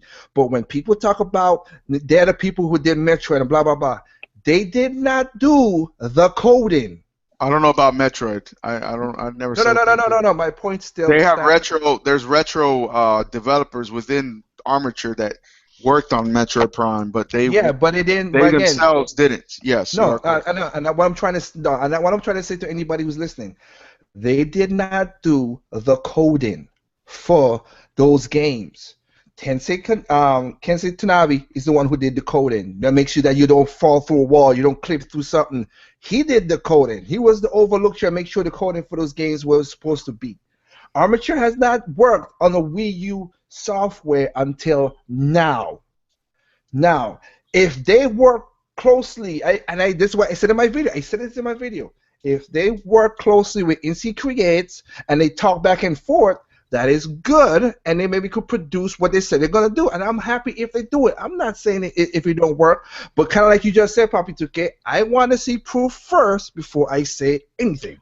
Well, they've boasted and stated the fact that they will have that game running on Unreal Engine 4. Same thing said Red Button when they did with Sonic Boom. And you know what I heard? I heard with that they only did that game in 6 months. Well, what happened was. You mean Sonic Boom? Yeah. Well, they rushed it because they were trying to meet up with a cartoon. But what I'm saying is they put that game together in 6 months. Is that true? 6 months. It kind of, you know what? It kind of sounds true, but I don't know. I know they started production. If that is the case, we have. No, I don't think 6 months. I don't really think 6 months. I really don't. Now looking at it now, I don't think it's 6 months. I really don't. Maybe like a year. I say, I'll go with George with that because I don't think because they pronounced that game so. And they had gameplay footage and everything when they announced it the year before with E3. So before you release your longest time with a title is your what? Your bug testing, right? Yeah. That should be the longest. You should spend the majority of your time doing that. Do you think that title had even that time? No, because a lot of the studios walked away. A lot of the guys walked away because because the publisher Sega tried to push them to release it simultaneously with the cartoon. Yeah, that's fucked up. Of course, that was like one of the only titles they released during that year, so they needed to get a title up before their quarterly. They rushed the quarter. Yeah, they rushed the game and stuff. I'm just saying to what we're talking about right now is like I said. I hope Recore is a good game. I hope all this stuff is. I haven't seen nothing on Recore, just a CGI of that. Well, like I said, but again, I hope it's a good game. I don't throw shade. I mean, I don't get hype over stuff, as you stated yourself. I don't get hype over stuff, but I want people to enjoy their games. That's one thing I would say. I want people to enjoy. People need to enjoy their games. Yes, yeah, they do. I understand that, but again, let's do our research. Let's wait. Let's see if Amateur Studios does this really good. Then I have no problem with it. But what would that say about these big publishers if they didn't take the time to do it? Because I'm very certain that I don't think they're going to give them big ass budget to work on the Wii U. Trust me, they're not. But here's the thing, though. I've said it. This is something I said many times again to when I saw the dev kit and worked with people with it. It's the easiest console to develop for. It's the cheapest console to develop for. It's the hardest to port. That's the difference with the Wii U system. That's the difference. Yeah, because how the hell does Shinen does what they're doing? How the hell the guys for Foot of Space Adventures doing what they did? They don't have no big budgets. WayForward is doing the same thing too. All these guys have way less budget because they don't have that overhead of a publisher killing them every second to put out the game. Yeah, but some of these games get 3 fucking years of development time, and they come out like shit. So what the hell is going on? Star Fox. I'm sorry. No, go ahead, George. Go ahead. Yeah, Star Fox is not getting 3 years of development because that game was originally for the Wii. So they stopped production, and now they have only been on that project for about a year. So that's what Miyamoto said. So really, it doesn't matter what time frame you have. It's like The Legend of Zelda. You know, how you guys were talking about art styles and how, you know, like kind of like a gritty art style is kind of hard to make. Look at The Legend of Zelda. The Legend of Zelda is arguably for Wii U, is one of the best looking games. But we haven't even seen the game because we've only seen like screen captures of it. Yeah. I mean, it's not like a real. Not direct to video either. Yeah, exactly. It looks good so far. You know? But I mean, like I said, my point to what I was saying is, you know, the reason is to what you say probably it takes a while to code. The more, as you just said, because of you're making a fake light and everything to get the sheen and all this other stuff, that takes a while to do things. Yeah, man, that takes, because you know why? Because when you reproduce a real-time lighting source, it takes up a lot of your cycles, your CPU time, and sometimes it hits the performance too much to where then you have to you have to start moving other things around and recoding things to get the performance you want on that scene, and that's what takes so long. One thing I learned for selling my product that I sell the most, the one that makes me the most money, all I can do is optimize to a certain point. Because everybody out there has a different system, and it's hard to do that. I'm just talking about my instance for now for my products that I sell. You have to, yeah, because I can't do to a certain degree of, because again, the TV output, gamers is certain people who get certain things, and there's no such thing as 100% in anything right now because it's mass produced. Mass produced is never going to be 100%. You know, I remember I think it was you were saying at one time that when they stamp these discs with the game, right? Yeah. For the master copy and whatnot. Yeah. There's a certain percentage of them that are going to have a bad it's going to be a bad burn. Burn in, you know, to where it messes up a couple of the sectors, right? Yeah, it's called a bad burn. Yeah. So how about if I told you that the first copy of Splatoon that I purchased?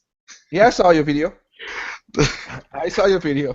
The motherfucker did not. The motherfucker had a read error. Like I put that bitch in there, and it downloaded the little patch, the little 100 megabyte patch or whatever to activate the stages and shit, and it locked up.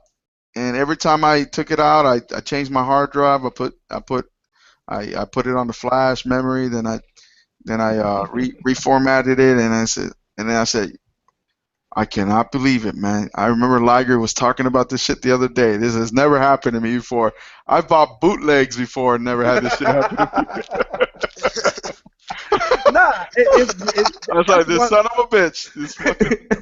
No, it is hard because No, have you seen? I'm just asking. You could Google some of this too, just like audio and everything is. But have you seen the mass-produced machine to do big burns like that, like millions of copies of stuff? Have you ever No, seen it's those? probably huge, man. It's probably like a fucking. It looks like a fucking NASA project or something. But yeah, but the thing is about it, if you've seen those things, and like I said, you could Google this too. People could check it out for audio stuff. Like I said, like okay, I'll tell you this. I Mm-hmm. mean, my company itself is twofold. Mm-hmm. The part that makes the constant money is the dubbing and anime and game stuff. That's constant because I have employees that keep on working every day. Like I said, what I'm gonna do about 11 o'clock tonight, I'll start talking to them and doing what I gotta do for them. Nice. That's that. The other part that Interesting. makes the 75% that makes the most money is I do music. Nice. Yeah, I do Nice. music, and yeah, it's cool if you gotta leave, like I said, for that too, Poppy. But it's do music. Now, when I gotta say, when those things go, when the music stuff goes and it goes platinum and everything, I have to go to Sony and make them see the music machine they use to stamp and everything like that. Yeah, that's 1 million copies. We trying to get at least the what people have said is you do not want a failure rate over 1%. Or there's a problem in somewhere. So that's like 10,000. You got it. You don't want that because like you said, we know already with gaming online, you get one problem. So I was one of those 10. I was one of those 10,000 from the 1 million they sold. I was almost in the. Listen, I was so pissed off, man. I said this. I respect. Well, he had a guy on Mr. T video one time, and he was talking about Ninja Gaiden, right? Yeah. Razor's Edge. Razor's Edge, and he said, oh, I had frame rate problem, and it kept on airing, and I told T, I said, and Mr. T was like, oh, well, that was the definitive run. I said, yes, but he could have got a bad burn. You can't tell for that. You could get a bad burn. It's always that's why when I look at gaming, I don't look at everything as 100% absolute. There are things that goes on that most of the problem is always with money, as you said before. Money holds back stuff a lot of times. People they don't want to spend the cash. Yep. They look at this as an investment. And the funny thing that killed me is when the gamers talk this stuff, and like I said, all this stuff is going to be in my videos for next week, is if you invested $15,000 to make this, so this company can make a certain amount of money this year, and you're guaranteed to get $50,000 out of your $15,000 development. I'm happy. Would you give? Huh? I'd be happy with that. That's a Here's small the thing, though. investment. But here's the thing, though. As a person, again, your investment to help your future living compared to your People enjoyment always of a want video more. game, which one you gonna take over? You gonna take the money. Take the money. You gonna just take the money. As much as you love gaming, you be like, that kind of shady, but you'll take the money. I'm not saying everybody gonna do that. Don't get me wrong. I don't know. I But have a hard time living with that, man. If I'm having to screw somebody to get ahead, that's why I'm where I'm at right now. Well, that's why I said that's why I said not everybody's gonna do that. Yeah, I can't go and stab somebody in the back with a dagger in the hand and a Bible in one. Yeah. Okay. Let me put it this way. A Bible in the hand and a dagger in your back. Okay. Let me put it this way to you again. Okay, I'm not trying to change your moral because you're a moral guy, which is cool. Yeah. I'm not changing your morals that. But here's the thing, though. Here's what I'm trying to say. EA made $900 million pure profits off of microtransaction and DLC. So you gonna vote against that if you were part of the board? Oh no, because my fellow members would tell me get the fuck out of my board. And there you go. I'd have to jump off with my golden parachute and go on to the next one. Zynga, here I come.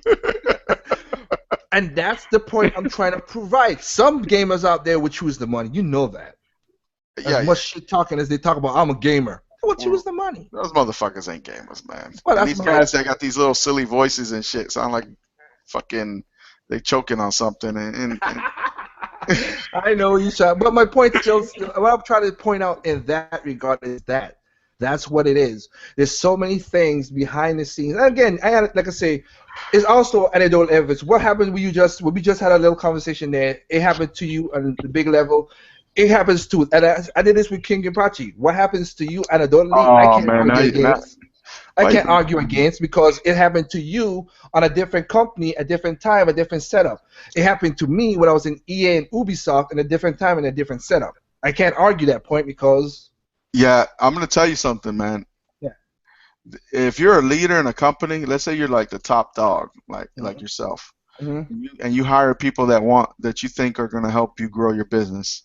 Well, they do help you grow your business, but at the expense of not keeping you informed of certain scenarios or events. How would you feel about that? Now I'm getting too deep, I know. No. I mean, I don't want, if you can't talk about it, it's cool, but I just like to hear people's opinions on that. No. Well, like I said, okay, let me give you my honest answer on that. Since you asked it, hopefully I could say it in quickly in time so you could jump to Red's podcast. When it comes to stuff like that, I try my best for me to surround my people. All the people who are in my top camp are people I know for a long time and been there from when my company didn't have that much money. My company has been around for 13 years now. Nice, man. Congrats. Yeah. So I have done crazy. I've done, like I said, and the funny thing is, people have, as much as I've said this to a guy who came throwing shade at Mr. T and me when we did not this video, but I did a response to his video, and he was like, "Oh, you don't know?" I'm like, "You know what? Whatever, dude. I know you. I could guarantee you bought my product. You've listened to my product. You've viewed my product. So I ain't gotta worry about it. You already helping me. So I ain't gotta worry about nothing." But my point is to what you just said right there is that everybody's gonna look out for self-interest. That's human nature. It is that. To certain people who didn't tell you that stuff like that, is they're looking for their self-interest to climb up that ladder, to take your spot. You know that, and it is kind of bad that happens, but like one of the things like for me, like I said, when in 2007 when I went, my company got name recognition and super name recognition that people came knocking on my door. My phone was off the hook because I got awards and like I said, sold platinum stuff and all kind of stuff. People came to my door knocking like, "Oh, I want to take your company. I invest in your company. I want to do this in your company." I was like, "Hell no, hell no, hell no," because I know if my company falls, I want it to fall by me. You're gonna sell your soul.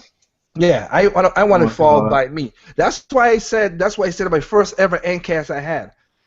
When I saw EA, which is what it is, it made me money. I'm not gonna throw shade at them. I got money for it. But the practices that I saw were how people come with these great ideas and they nitpick them apart to make it so generic and so blah.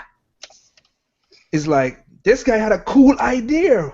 This will work as a great game, but nah, they mass produce, they market test it. Will this work? Well, that character ain't gonna work. Let's make a white man this. Let's put guns in there. That they picnic the ideas apart to make it so blah that it will sell. You know what's crazy? None of them son of bitches play games.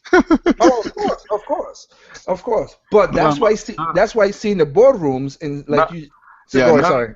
None of them dirty hoes plays any games. But that's what I've seen that's what I saw in EA and stuff like that. And the thing that kills me about this is like, people always have this animosity, these gamers, as you said, these people like bandwagon jumpers or whatever, that kills me. That they don't know, again, and I have a video about that again too. Like I said, there's so much videos coming out next week. And like I said, I might get like 10 views because it's so much that people are like, I don't want, what's this? Slow down, dude. Third party, I've said it many times, and George knows this when I said the whole thing with the GameCube. Yeah. Nintendo tried their best to give third parties what they wanted for the GameCube. It happened. It didn't work. It worked. It did not work. Whatever. The thing that kills me with people who always talk about, oh, Nintendo needs to make it easier for third-party developers. Done said already, the Wii U is cheapest and easiest to develop for. They just talk I gotta worry about that. Because they're here to me to talk that. That's what they. Well, of course, yeah, they're like fucking parrots around here, man. But the thing about it is, have anybody searched to see, and some do and some didn't, how many third-party developers that love Nintendo that created their game, especially for the Nintendo console, how many of them are pissed at their publisher for putting their game to being unoptimized on the other systems because it's for money? Shinji Mikami is one of them. Suda 51 is one of them. Kenji Inafune is one of them. Michael Assel is one of them. These are big name people. Shoot, Heki Kame is one of them. That's like Kamiya? Because he hated when Sega did the port to the PlayStation 4 to the PlayStation 3 from Bayonetta 2 because it was not done by his team. It was a shitty port. Oh, you're saying Bayonetta 1? Yeah, Bayonetta 1. It was done by Sega. It was not done by Platinum Games. Oh, I wonder that. I wonder why it wasn't any different. It didn't look any fucking different. But it ran horrible because they didn't optimize for the system. They just ported the game over. I wasn't aware of that. But either way, the game was a fucking awesome experience. All you assholes out there that say you play games and you haven't played that game, you need to play that fucking game. Yeah, but it's both of them, 1 and 2. Well, yeah, if you got a Wii U and stuff, but that's why when people come at Heki Kameo and say all this stuff, and he was like tweet, and he don't hold his tongue back to nobody. When they say about, oh, you making this game for this inferior point, it's like how your mom feels to have an inferior son. He don't care what people say, but there's so many games. He said that shit? Yeah. Wow, shots fired, man. But he don't. But that's what I'm saying. Shinji Mikami hated. Let's put it this way before you go, Poppy. Again, this is the next video I have coming in this thing. No, man. Why the hell Nintendo, the only company, and this is my Nintendo fanboy, anybody who's listening right now, if you want to say this, Nintendo made a lot of these big companies, Capcom. Without Nintendo, Capcom wouldn't be what it was to this day. Man, you're just trying to be Konami. a Nintendo fanboy. That's why. I know, but Konami wouldn't be what it be. Konami wouldn't be what it be. Final Fantasy the series would not be what it be. A lot of these companies made their stuff because Nintendo made let's go back to the NES, made what it did. But here's the funny part. What's happening to those companies now? Kenji Inafune left Capcom. Shinji Mikami left Capcom. Hideki left Capcom. Konami, you got Iga, he left Capcom because they put him make mobile games. That's what happened. Yeah. Man, he go fuck himself. He said, "Go fuck yourself." I'm making no damn. And then look at Kojima now. Tecmo. Yeah, they wanted him to make Bejeweled games and shit. He's like, "Fuck that, man." Look at team and kind of like you just said. Look at Igaki right now for the Devil's Stud and all that crap. Whatever. He left Team Ninja. Oh. All these things that Nintendo, the regular NES had helped these companies to make all this money to become their own franchise. Even Sega, because remember, without Nintendo, Sega would have never launched the way it's supposed to be either. Because they needed competition. That's a good thing. Well, they don't think it was help because they felt like, well, Nintendo gave them an inferior platform to do their games on. But you see, here's the thing: those guys grew up in an era when they're making their games to make adjustments on the platform when it got limited. Again, Shigeru Miyamoto, when he made Mario, he tried to make Mario's face, he couldn't work out, so he gave, because of the pixels, so he gave a black bar and a red hat because he couldn't animate the hair. What happened? Mario, that's a game state to this now, Mario the hat and everything. Look at Gunpei Yokoi when he made Metroid, he couldn't crawl. So what he did, he created the Morph Ball. Kenji Inafune, he couldn't make Mega Man shoot down either. What he did, created what? The slide. Limitations bring about innovation. Exactly. But now we're talking too deep for these kids, man. You're trying to be Mr. Professor out here, and these fucking kids don't want to hear that shit, man. They want to hear they want to hear all the blasting and dogging each other out and chopping each other off at the knees and telling them they can't read and shit like that, So that's what they want to do. They want to throw personal shots at people instead of talking about. And one of my videos is about phrases. And one of the words that piss me off, as you just said it. What a word that makes my bullshit meter goes up. There's no such thing. If you live past 10 years old, you don't have no such thing as unbiased. You have bias. You have experience. Even subconsciously, you're gonna choose something because of what happened in the past. You can look at things objectively, but you can't look at things unbiasedly. Everybody's biased to a certain Everybody has a bias. And every single person on this planet, because that's how we survive. Oh shit, there's a lion over there. I remember what happened last time. I'm not gonna fuck with it. If your bias kicks in, it's supposed to do.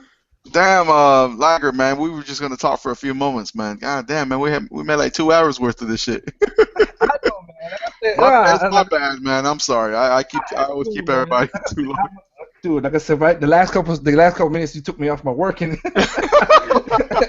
Kind of getting deep for a second, but no, I'm just. That's the stuff if anybody out there listening, that's the stuff that's gonna happen to my videos next week. You're gonna hear all this stuff, and I'm gonna get it out because it's just annoying for how people talk this stuff. This is real and uncut. This is this is like the real shit right here, man. This is what people want to hear. I'm just saying, people don't do their research, they don't do their history stuff. And here's the thing that killed me about this: that Nintendo has that people never checked it out too. What Nintendo did, and it's not even Nintendo, and Shigeru Miyamoto did this. The great Yamamuchi did this. Mm-hmm. May he rest in peace. Set it up to say we wanted to keep this product. He did two things that a lot of people need to understand to this day. One, he made sure Iwata, Shigeru Miyamoto, and Takeda were the executive producers. Why? Because they were game designers. It's just like if I'm gonna have a restaurant, I'd rather have some chefs at the top board to say, hey, my product is good for the customers. Mm-hmm. He set that up for that. That's why the three major executives are on that side to balance out the shareholders. Because he actually took a dedicated approach to the video game business. He actually looked at it from a professional business perspective instead of looking at it, well, this is just a fucking toy. You know what I'm saying? He was a smart man. He respected the platform. He respected these are toy makers. These are guys that produce video software, video games for entertainment. And even though most people in those days they frowned upon people that play game. They used to, when you play game, it's like you had to be in the basement and shit. That's how they looked at you. It's like you were like a loser and shit. You know what I'm saying? Yeah. Now it's a mainstream deal. Everybody's got a fucking game machine in their hand with their cell phones, and they call themselves gamers now because they got a YouTube channel. Yeah, but look, but you're right. You are 100% right. And here's the thing that I hate being right, but here's the thing that a lot of people again. So he did that for a reason, all right? But then here we go again. Here we go. What he set up also too was he knows that we're gonna need to keep fresh blood going all the time. So he, with Shigeru Miyamoto, set up this kind of apprenticeship. The garage? Huh? The Nintendo garage? Kind of like that. And they got a name for it. I forgot. They call it the garage. They have a different name for it in Japan, but again, like I said, Nintendo developer or something. Yeah. What happened is, here's let me do 2 points because I know you have to go to Red Fox. I hope I could get this done quick. Is this? Look at all the people who worked in Nintendo. I mean, like really got into Nintendo, make their own games and do their own stuff. Koji Kondo. Still there. They're still there. Yeah. Just like the article that came out talking about, they hate working with Nintendo. It's a career, man. You go to Nintendo. Even Sakura. He still works for Nintendo. Might not be employers and working with Nintendo. I hope that's not me. Yeah, sorry, Joy. I don't think nobody heard what you said because you were breaking up a lot. Oh, I was? Yeah. Oh, well. Okay. But here's no problem. Here's I'll let you finish to say what you said, George. Give me a second, because he probably want to go to Red Fox broadcast. So I want to say this. We can continue this over there. I'm pretty sure he'll let you get on. Come on. But it's more people, and he's gonna you know what I mean. But what I'm gonna say is this: like you just said, they still work to this day. Koji Kondo made the original Mario. He's still working on games. He's still working on music today for Nintendo. Yeah. All the composers, art designers, all that stuff, they still work at Nintendo. Those who left have respect for Nintendo, who made update to the spot. But here's what I'm trying to say, like you said with the garage. Remember like Yuji Naka? Yuji Naka never thought he was always chasing Shigeru Miyamoto. He said and Miyamoto. So he's I don't know if what we see Miyamoto as a like like a very conservative person, or very respectful individual, or if he's just a cutthroat fucking ninja dragon throwing dagger throwing son of a bitch behind the scenes. I don't know. Shit. Hello? Yeah, I'm here. Yeah. No, but yeah. Well, like I said, there are people trying to catch up to what you just said.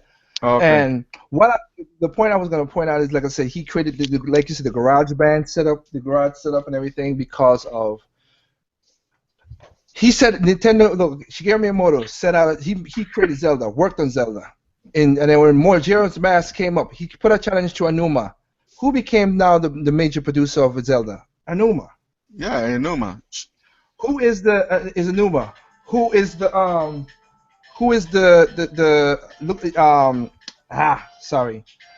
You for Mario. Tazuya is for Mario, but again Miyamoto is the one who created it. Tetsuya, right? Yeah. And then you got the Mario cards. I forgot is Yando? Let me make sure because I remember. They're all there, and they've been developed through the Nintendo Leadership Program. Yeah, and that's why I'm saying they have a succession plan in order since the beginning, and that's Miyamoto. He's been involved in that heavily. Iwata's been involved. I mean, Iwata was part of that because they groomed them for the CEO position. I mean, that was just. Well, like I said, because Sakurai was because of Iwata. Sakurai was on Iwata. Exactly, Sakurai. Oh, that's like his right-hand man, Yeah, but that was his apprenticeship to him. Where he was on apprenticeship underneath Iwata. That's what Sakurai did, which is cool, and that's what they did. How come Kenji Inafune, a very talented guy, but there's nobody to step down from him? Same thing with Shinji Mikami. Same thing with Kojima. Same thing with a lot of these guys. They're talented people. I'm not knocking them, but there's nobody to step from them. Keep the company going because again, without, as you just said, now that Kojima's leaving, nobody's taking up that mantle now. They're not, but because the thing is these companies think in a corporate Western mentality by sucking up all the profits that they can make now. So they, at the expense of long-term future stability, they take the preference of short-term profits. They prefer short-term profits over future stability. That's what it is, and they don't give a fuck what they got to sell, who they got to pimp right now to make money now. That's just how it is. And Nintendo doesn't think that way. They think about the future. They think about, okay, we have these, and we've been working on these projects for a few years now. We're ready to release them, but the media wants something that they haven't even started working on now, and that is what they coerce the poor unsuspecting youth, the gamers of today, to believe that Nintendo's fucking up because they're not putting out Metroid Prime 4. They're fucking up because they're not putting out a big dog Mario game. They're fucking up because they're not putting out some sport. You know what I'm saying? It's like that's the exact Western mentality that ruins a lot of corporations in this country, in the United States alone. Yeah, because they think short term, not long term. They don't think about long term growth and profitability. They look at short term, exaggerated earnings, and they don't give a fuck about the future. And that's sad because there's a lot of people that depend on these companies for their livelihood, and some of these companies aren't stable. So then they end up shutting down, losing their job, and then having to try to find something else that will sustain them. And it's sad because when I was a young kid, I'm not 100 years old, I'm not 50 years old, but I'm saying when I was a kid, I used to always want to be a game developer. I always had these great ideas on how what would make a great gaming experience and stuff. I always felt that way. I always had it in my soul. I was never an artist, but I always have ideas. Like I've always had, a certain level of IQ where I'm able to come up with these plans and shit. But I was never. That was something that the road that I traveled didn't allow me to get into that. So I had to take the path that, had many winding turns, and some of them were dead ends, and I had to go back. It's like, but I made it to where I purchased a home, I have a nice family, wife, kids, and doing okay for myself. My wife's out here, so like I said, that's one of my goals that's left, man, is to get my own family. That's about it. Yeah, so I got a wife, a kid, no girlfriend, and well, your wife's supposed to be your girlfriend. Come on now. No, I said I don't have a girlfriend because she's right behind me over here. So I got to say that stuff in front of her. You got a wife. Your wife is your girlfriend. That's how you keep that spice going, brother. Exactly, man. But Liger, I got to kick. You gotta go. On out, man. But if you want to, let's finish this off, and I'm good, man. He's probably still waiting for people, so let's go ahead and finish it off. Ah, man, it's like I said. Thanks for having me, man. First of all, I appreciate you inviting me because I've been wanting to get on one of these things for a minute, and I'm glad that you were you were able to spare a little bit of time. Well, I spent 2 hours, hell. Now, man, my schedule is, like I said, and I wanted to do that in the Endcast tomorrow. It's like my schedule is too hectic. I've seen the video calls that you guys put out. I wish I could join most of the time, but I usually do it on the last day of the week because I work obviously pretty late, so I get home late, and I don't feel like doing shit like this. But on the weekends and stuff. If I could, Saturday. See, put it. Saturday is my right now because it's summertime, so people building a lot more houses. So I got to keep up with my 9 to 5 like that. But Saturday is mostly basically my day of rest. I just come home and just sleep all Saturday, and then go work at go do my stuff at 11 o'clock at night, and then work and stuff. It's just my schedule. I've seen a couple of you guys' stuff, and I wanted to jump in a couple of y'all podcasts, of course, but again, it's just time. Yeah, man, we had like an 8-hour cast last night, man. Good God, dude. I don't know how it got that long, man. I was getting ready to close it up, and then all of a sudden I had some people come in, and the party kept on going. Yeah, I listened to majority of the one that you had with the NX and stuff, which again, that's one thing. That's the next topic because again, I don't give a damn, never gonna care. Everybody with all these news, NX, nobody knows what an NX is, so please. I always tell people, I said, when Nintendo hits 10 million, they're going to reevaluate their strategy for the home console market.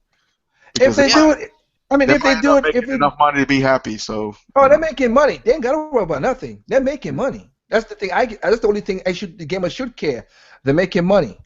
That's all I got to worry about. They made more profits than both companies once again this year. But I know there's something wrong when you sell supposedly, allegedly, 20 million consoles and you're not making any money. I just don't see how that's a good situation. Well, I've said this before. I've said it in my Endcast. Granted, there's a difference between sales and profits. Mm-hmm. Always, people don't see that. Again, Volkswagen does not need to sell a lot of Bugatti Veyrons to make the same amount of profits as Honda with Civics. There's more Civics out there than a Bugatti Veyron.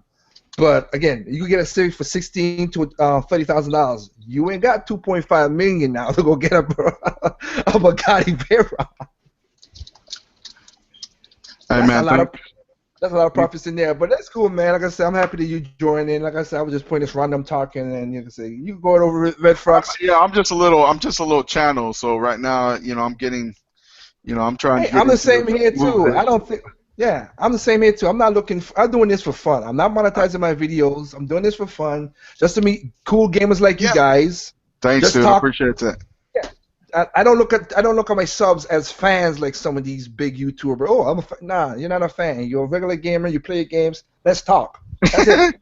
That's what I was thinking. Let's talk. Let's not be dicks about this and trying to show who got the biggest dick contest with what console I bought. Shots fired, man. Shots fired. Now you starting. Now you're trying to get some angry fanboys over here ranting on your. I ain't gonna rant because like I said in my video, I said in one of my videos, I have the power. I will block your ass. I got no time for the hell. Sound like some He-Man. That's what it is. If you saw the Nintendo Heavyweight video, like midway, I got a He-Man like, I have the power. So hell, I ain't got no time for this crap. You guys go ahead and do what you gotta do. Me, I'm gonna stay to my small little channel. That's all it is. I don't care what anybody say. It could be small. I just talk the games, and it's funny again. It's like you know how you do, George, and everybody else. Is the people who have the smallest channels sometimes talks the truth.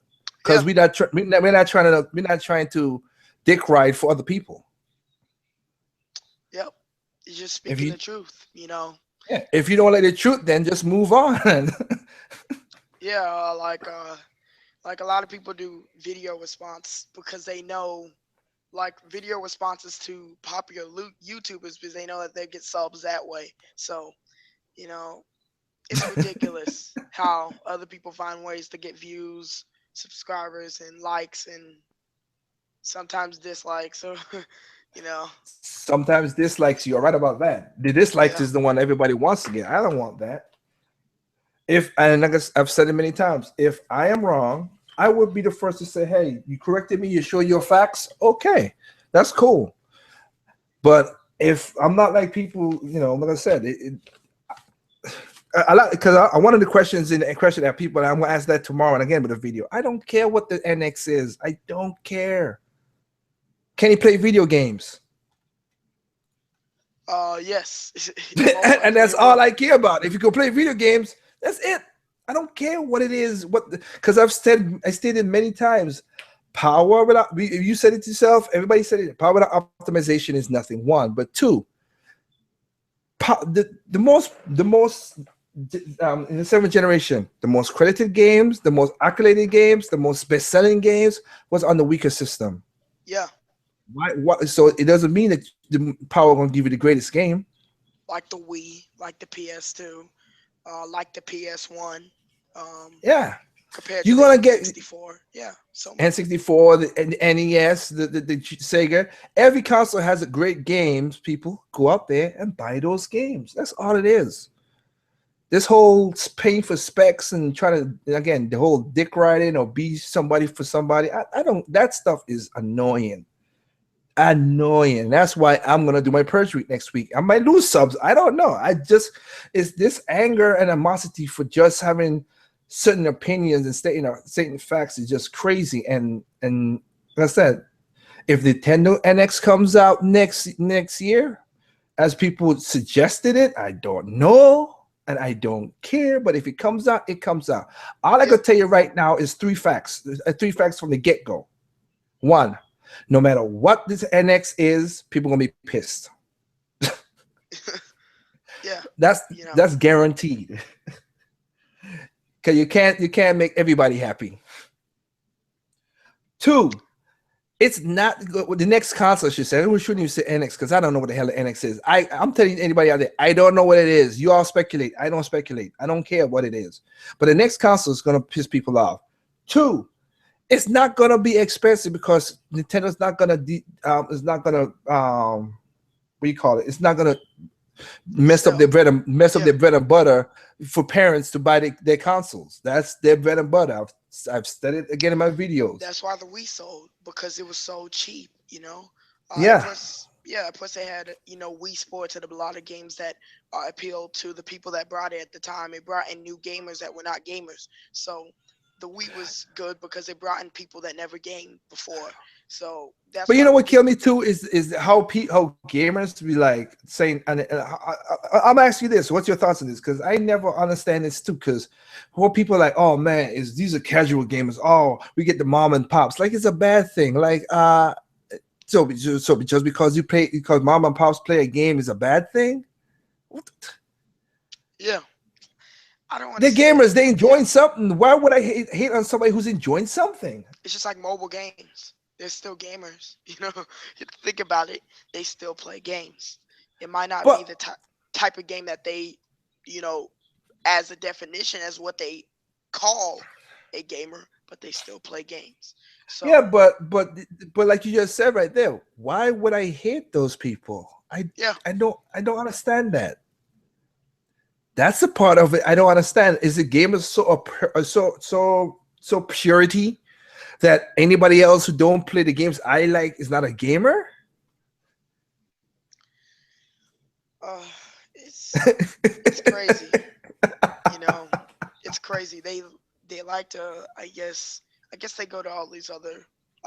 I guess pro channels, pro whatever, pro Xbox or pro PlayStation, or even pro Nintendo.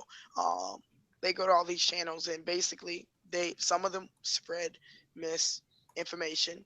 I'm not a person that would call these names out, but yeah, some of I them got you. I got would you. spread misinformation.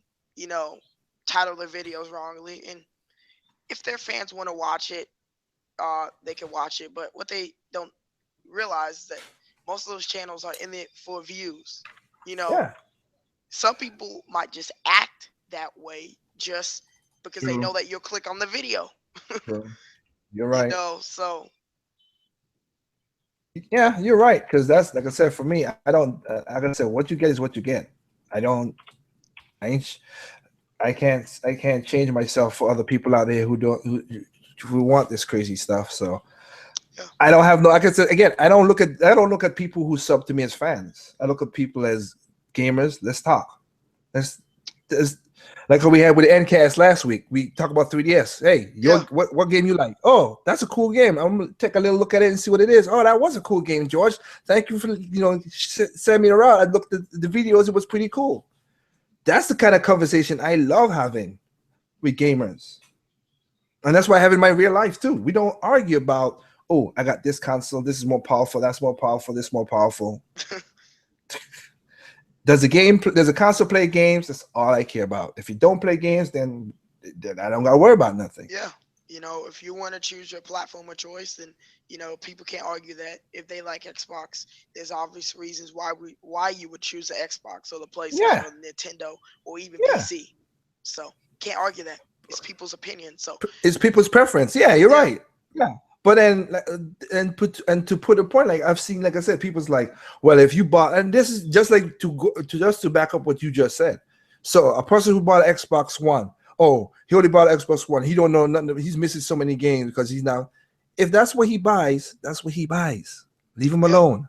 If he bought a PlayStation 4, that's what he buys. Leave him alone. Because people like say, oh, if I bought, it's like, oh man, I'm a Nintendo fan. All I have is a Nintendo Wii U, and I've enjoyed every game that I bought to the fullest. I'm pretty happy. One of those guys. I mean, it's funny. I mean, if I'm happy with a purchase, why you want to piss on my parade? You could try, but it don't bother me because, like I said, I have never bought this much games for a console in a long time, and I'm enjoying because it.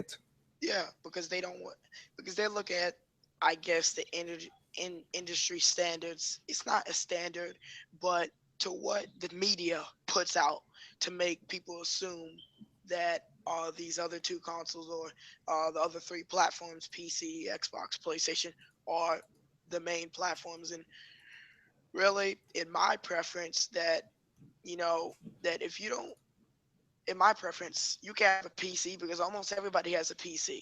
Now they might not have a powerful enough PC to play these demanding games, but everybody has a PC, so you can't really argue when people know PC would be the best, platform, you know, in terms of statistics to play games, but it doesn't matter as long as the game is the game. You know, same with PlayStation. Sure, on paper it looks better than any other platform, but if you have games, it shouldn't matter what games you're playing, as long as you're playing games. And that's how I look at it. That whatever platform has games, the best games, I'll go to that platform. You know, like the Wii U has good games. I have that platform. The Xbox has a couple games I'm interested. I have that platform. Yeah. PlayStation, probably gonna get that in the future, probably when more games roll out. So people could do it at whatever order they want, you know. But you don't necessarily have to have an Xbox or a PlayStation to be a gamer. Well, yeah, yeah. That's what I'm saying too. I mean, and to be a gamer, you play games, you're a gamer. That's it. That's why I say that game that tag is getting so watered down and get misleaded that people look at it in such a bad light now. Oh, this is this, this is that. I'm like, whatever. Buy your consoles. You bought it. Do your research. Because there's something I wanted to put on the Gamers Lounge when Jay Fleming said it, and I didn't say it at the time, is if I buy something, and this is American thing, which is the sad part. If I buy something and it doesn't do what I did, I don't blame the company that. I blame myself for not doing the research. I'm like, damn, I'm not stupid to not do that. What did I should have researched more? But we always look for the victims to blame something else and take the blame off of us. Yeah. You know, I think that is amazing how some people think terms if they want to talk sales, you have to think about it. The Wii U, if you think about it in terms of sales, because most of them like to talk sales. So, yeah, in terms of sales, the Wii U would be the best console that is only carried by its first party. If you think about it, that's actually a good thing. If you think about it in a good way, the Wii U is doing actually pretty good to only have first party games and minor third party games. Look at all the other consoles that didn't have that luxury of Nintendo titles like the Atari Jaguar, you know, so many other consoles like the Sega Saturn. So most consoles did not have the luxury of Nintendo IP, so they would eventually, not do up to expectations. But every console that has ever been created always have hidden gems and always has great games. That I believe there hasn't been a console that doesn't have at least one great game, at least one. mm-hmm. So when people talk about in terms of sales, the Wii U, if you look at it this way, it's the best console that is only being carried by its first party titles in terms of because if you would put the Xbox in that position, it would even be close up to 10 million, or even the PlayStation. Now, say if the PlayStation was only had first party titles, which Sony has not rolled out a lot of first party titles, Mm-hmm. or even Xbox. Now, those sales would not even be as close as was today if they did not have both of it. That's what makes those platforms good. Nintendo platforms, it's great because they have first party games and, some third party games that are unique to the platform and that take advantage of the hardware, like Bayonetta 2. When people say that Nintendo needs third party to a certain extent, right? But they need exclusive third-party games. If they have exclusive third-party games like Bayonetta 2 and Devil's Third, that differentiates a platform. If you have the same games, like if they had the same third-party games, then that would just give people more of a reason not to buy it. Because they'll just stick with Xbox and PlayStation then, because they'll say, why would I want to buy that platform? And yeah. So No, when people say, you're right. You brought yeah, up a good point because if Nintendo had all those, if the Nintendo console had all those third party games, the conversation will be flipped. Like, oh, all you guys have is third party games. It will be flipped. just like what they say with the Xbox, all you just have is third party games, which is not Xbox has a great IPs because they have Rare, they have Banjo Kazooie, they have Perfect Dark. Well, they have to use it first, though. Let's be honest now. They have to use it first before we say that part. But they do have Master Chief Collection. They have Scalebound coming out. They have all these other games that's coming out. Gears of War is going to be coming out. These are games that are tried and true that I bet you're going to sell. They're going to do good. It's awesome. That's what I said. Every platform, like you just said, has its thing. I don't go to people's house and say, man, you got a shitty house. That's just rude. That's just rude. I wish people could not do that, but they do. And that's what people do in this gaming community. I bought an Xbox house. Oh, you got a shitty house. Dude, why? Why? I got a PS4. I got a shitty house. Why? Now let's talk. If you talk about broken games and all that stuff, that's a whole different topic. But I ain't never going to bash any consoles. You buy what you buy. You love what you love. That's always my videos always put out. I don't care about that kind of stuff right there. But again, next week it might be all different because of what all my videos I'm gonna release. Oh boy, I hope people don't take it the wrong way. But you know what? If you unsub, you unsub. I'm not. I can't do nothing about it. I really can't. I'm gonna speak my mind and speak it is. But one thing is, I'm not gonna throw shade at people out there because again, all these people we're talking about. Again, like you just said, it's Nintendo makes the profits. I don't care. They make profits to make more games. That's all I care about. I am enjoying Splatoon. I have to say, you have given one of the best quotes on the Endcast with a whole. If this is a rush game, this is the best rush game I ever played in my life. Yeah. I love that quote that you did, man. That was a good one. That was a good one. It's a fact, you know. Well, yeah, but it's just like when people's like, "Oh man, it's a rush game," but damn, it ain't fun and good. Yeah, you could look at so many other games made by third parties that it just doesn't reach the quality and standard of Splatoon.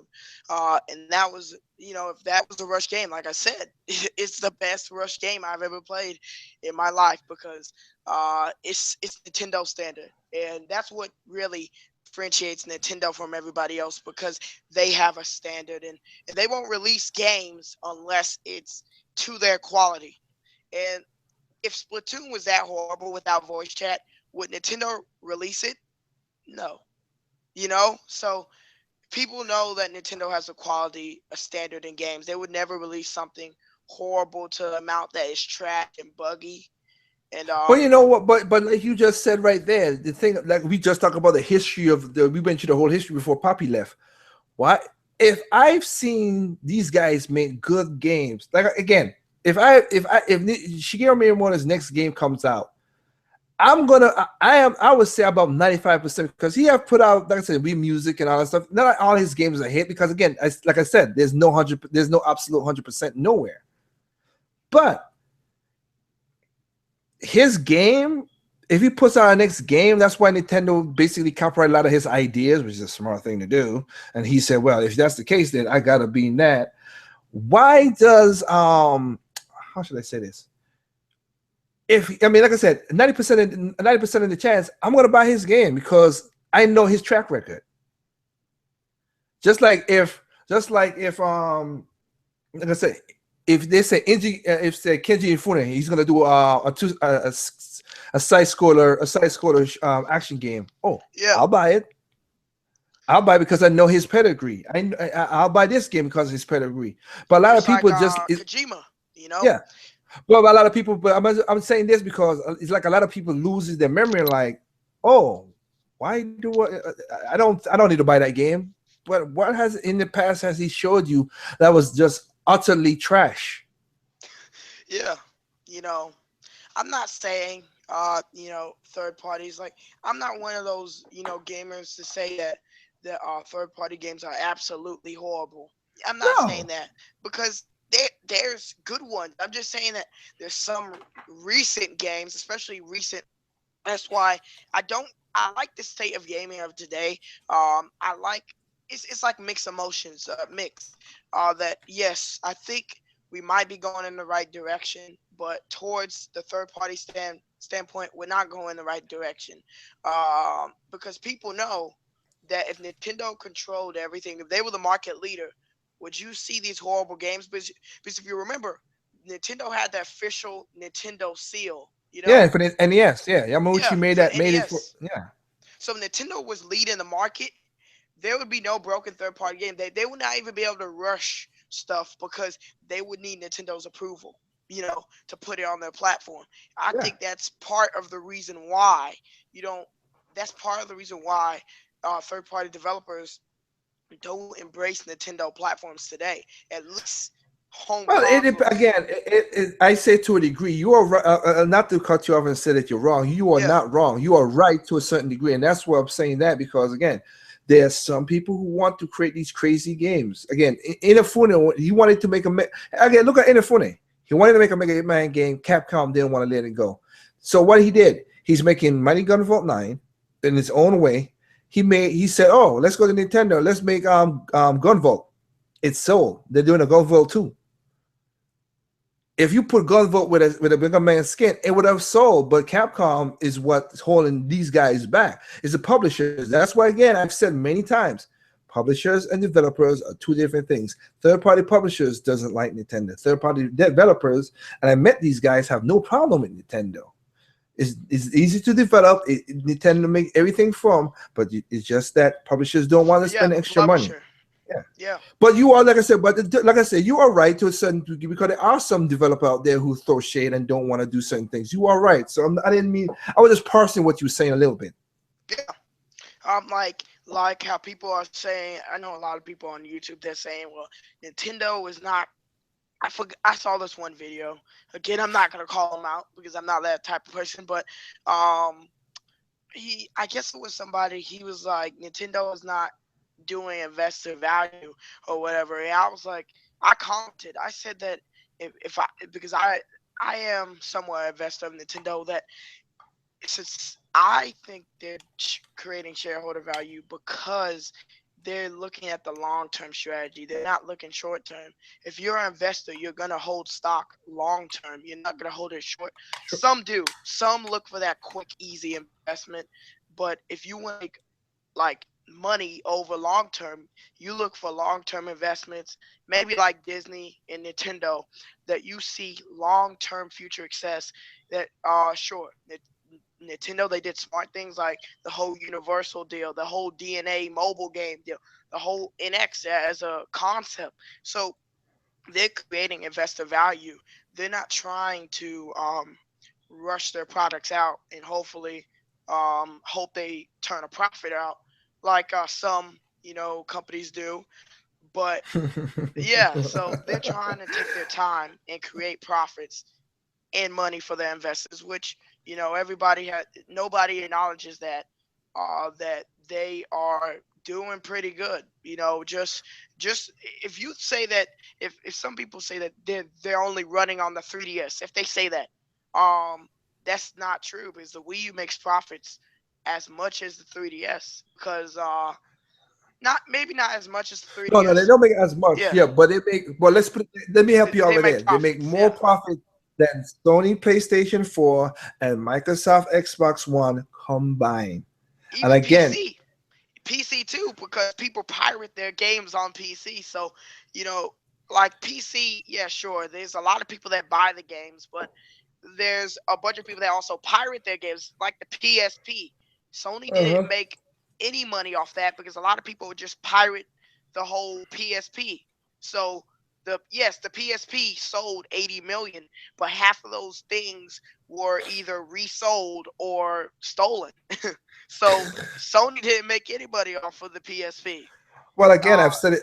I think he was on the podcast when I said Sony PlayStation 4 has a piracy problem. Yeah. And the third-party developers, like I said, they don't like those things because the game's getting pirated. But it's like I said, for me, I don't care. Like I said before, if the next Nintendo console plays games and they come up with the next version of the game that I love, that's it. I don't care if I'm the single person who play that game. I'm happy what it is. I'm not trying to be an entitled person like most people. Let's just enjoy games and have fun, no matter what people is talking about. I don't have to worry about Nintendo. Like you just said, George, they've been around for 126 years. I think they'll know how to survive without me when I pass away. You know what I mean? And they've been in gaming for 36 years. So hey, they might lose popularity to other people. It is what it is. I'm not gonna change your mind into that regard. But again, they're making money. All that is, they're making great money. That's all I can say about that. So it is what it is. Like I said, I mean, everybody out there, you all need to chill, sit back, enjoy your games, play them. Like I said, hell, what game you playing right now for your Xbox One? Yeah. So I got Sunset, of course, at launch. I beat that game. Phenomenal game. Okay. People should go out and support it. So right now, I decided to wait a little bit longer to get that Halo Master Chief collection. I got it. Wow, man. Able to get it. Yeah, I was able to get it for $10, so it was worth it. You get 4 games, 4 good. At least the games are working. The first player, the single story part is good. Yeah, the multiplayer is working too. It's working good now. Okay. Now the okay. No, I don't know. I don't know that. So I'm not being an ignorant person. I did not know that, but that's cool. That's good to know. And then, of course, I got part of the reason why I got the Xbox One is because of Scalebound.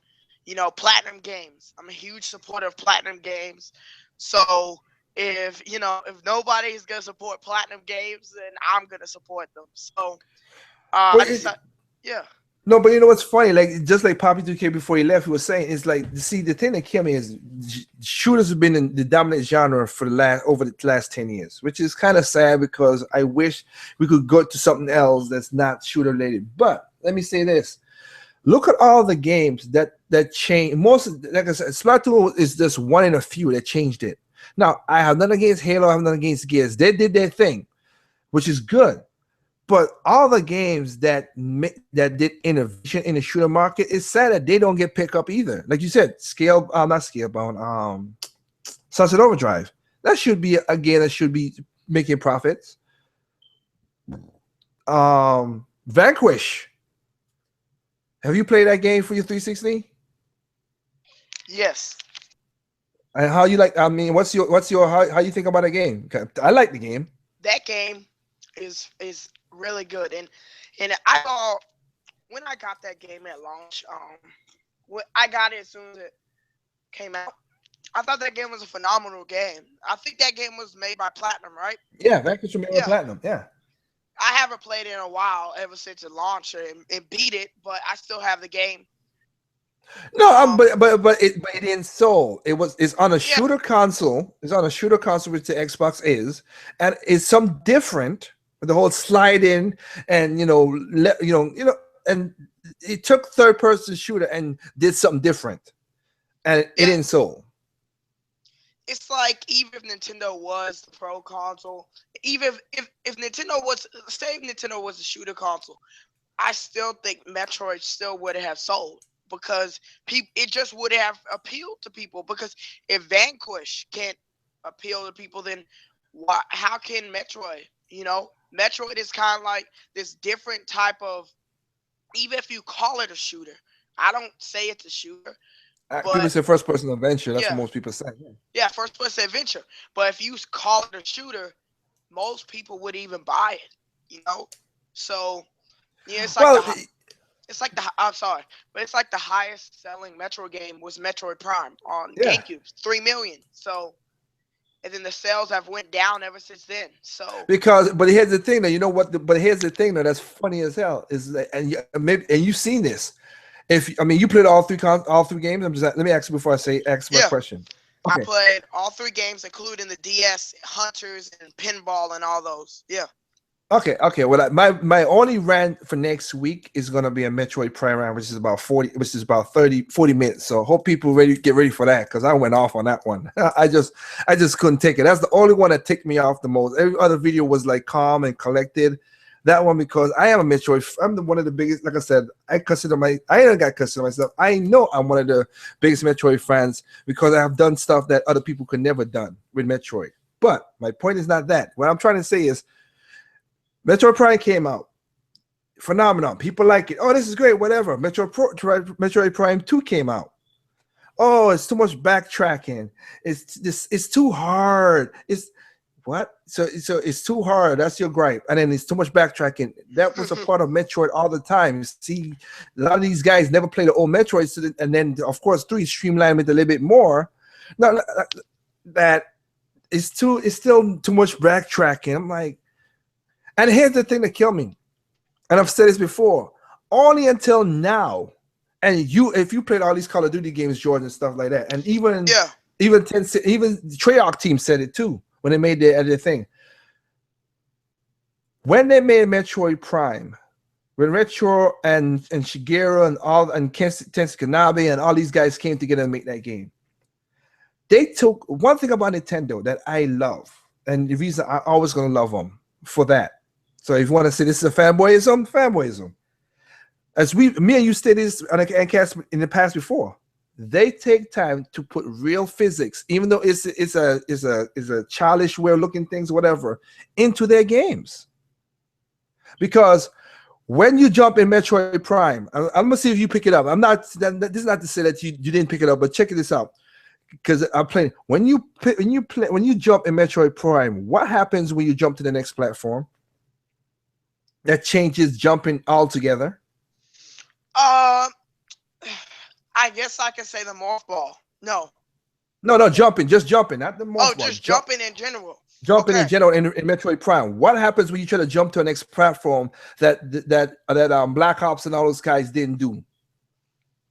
Well, here's what what I perceive as different, but what Call of Duty did not do is that I guess Call of Duty, they made it too realistic like in Metroid. Nah. But you see what Metroid, what I'm trying to catch, I want to see if you figure out is what Metroid did was more realistic than what Call of Duty did, which is when you jump in Metroid Prime, the camera tilts down automatically. You tilt to see where you're gonna land. Yeah, I remember that. Call of Duty don't do that. They make because you have to angle it down, but people don't naturally do that. They keep the camera straight.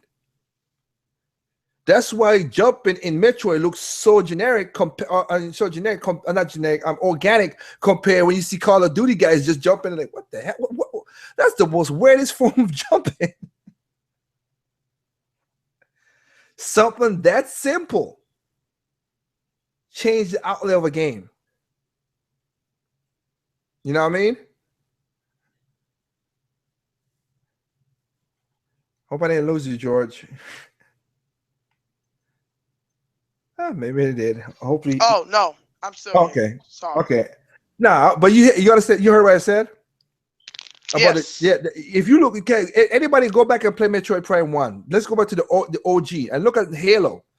Look at Halo. Because Halo and Metroid came out the same month. Look at the jumping mechanics. Look at the jumping mechanics. See when Halo jumped, the screen stays straightforward. When Metroid, because they're not platforming, of course, but Metroid is an adventure, like you said, George, it's an adventure. So you got to jump, double jump, side jump, and see where you're gonna land. Yeah. Splatoon is more of a shooter than Metroid is. So yeah. Yeah, so Metroid was never a shooter. Sure, people might see it as a shooter just because Samus has a gun or something. Not even a gun, but some people might just perceive it as that.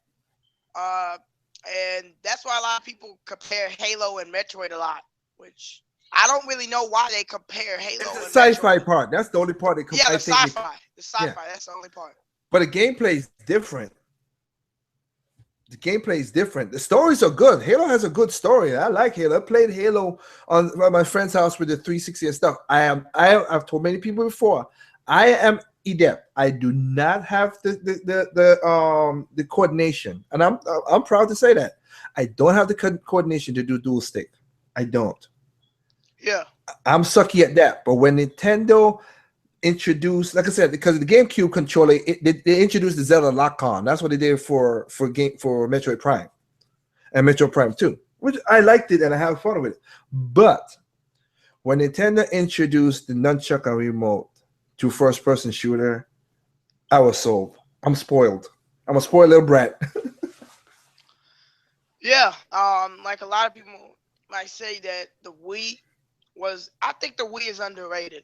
I think yes, I brought one Call of Duty on the Wii just to see how that thing was, and and that Call of Duty on the Wii is pretty good, or any shooter on the Oh, Wii. it is. It is. It's so accurate. It's so well, of accurate when course. you shoot. If you have a pointer that shoots exactly where you wanted to shoot, you can't get no accurate than that. Yeah, so a lot of people hit the Wii for a lot of a lot like Wii Sports, but even Wii Sports up to the point it was still a pretty good game. It might not be targeted towards you because Wii Sports and all those games were targeted towards people that never played games before. So it was like kind of like an entry, and I think Nintendo has played. In my opinion, I think people think, what is Nintendo doing? Nintendo's planning something, and I think Wii was just an introduction of their whole 10-year plan. I think Wii U was part of it too. I think, some people might think, well, the Wii U failed. No, they might have put the Wii U out on purpose just so they can prepare the NX. You never know that. So, when people that's one speculation. That's one speculation. I could thumbs up. We don't know. So what you just said, I could respect that. That one I could respect because like I said, I'm turning off from NX talk really after next week. But I can respect what you just said right there. We don't know, and it could be set up for the next platform. You're all right. That is true.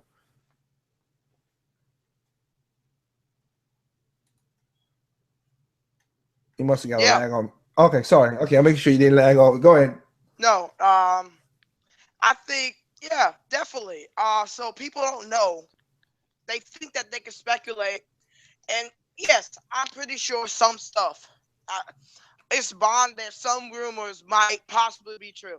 I'm not saying 100% of the rumors that come out are going to be true because that's just not true, So when rumors, yes, it's fine to talk about rumors, but you can't present them as their facts.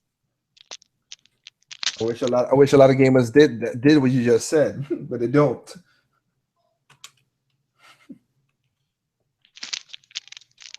Yeah, people can't just present rumors as if they're true, and that's what I see as a pattern with some things. People present rumors as if they're true, so that's why if I talk about rumors, I list that this is a rumor, and I don't try to go in depth into it because then, I don't want people thinking that it's an actual fact.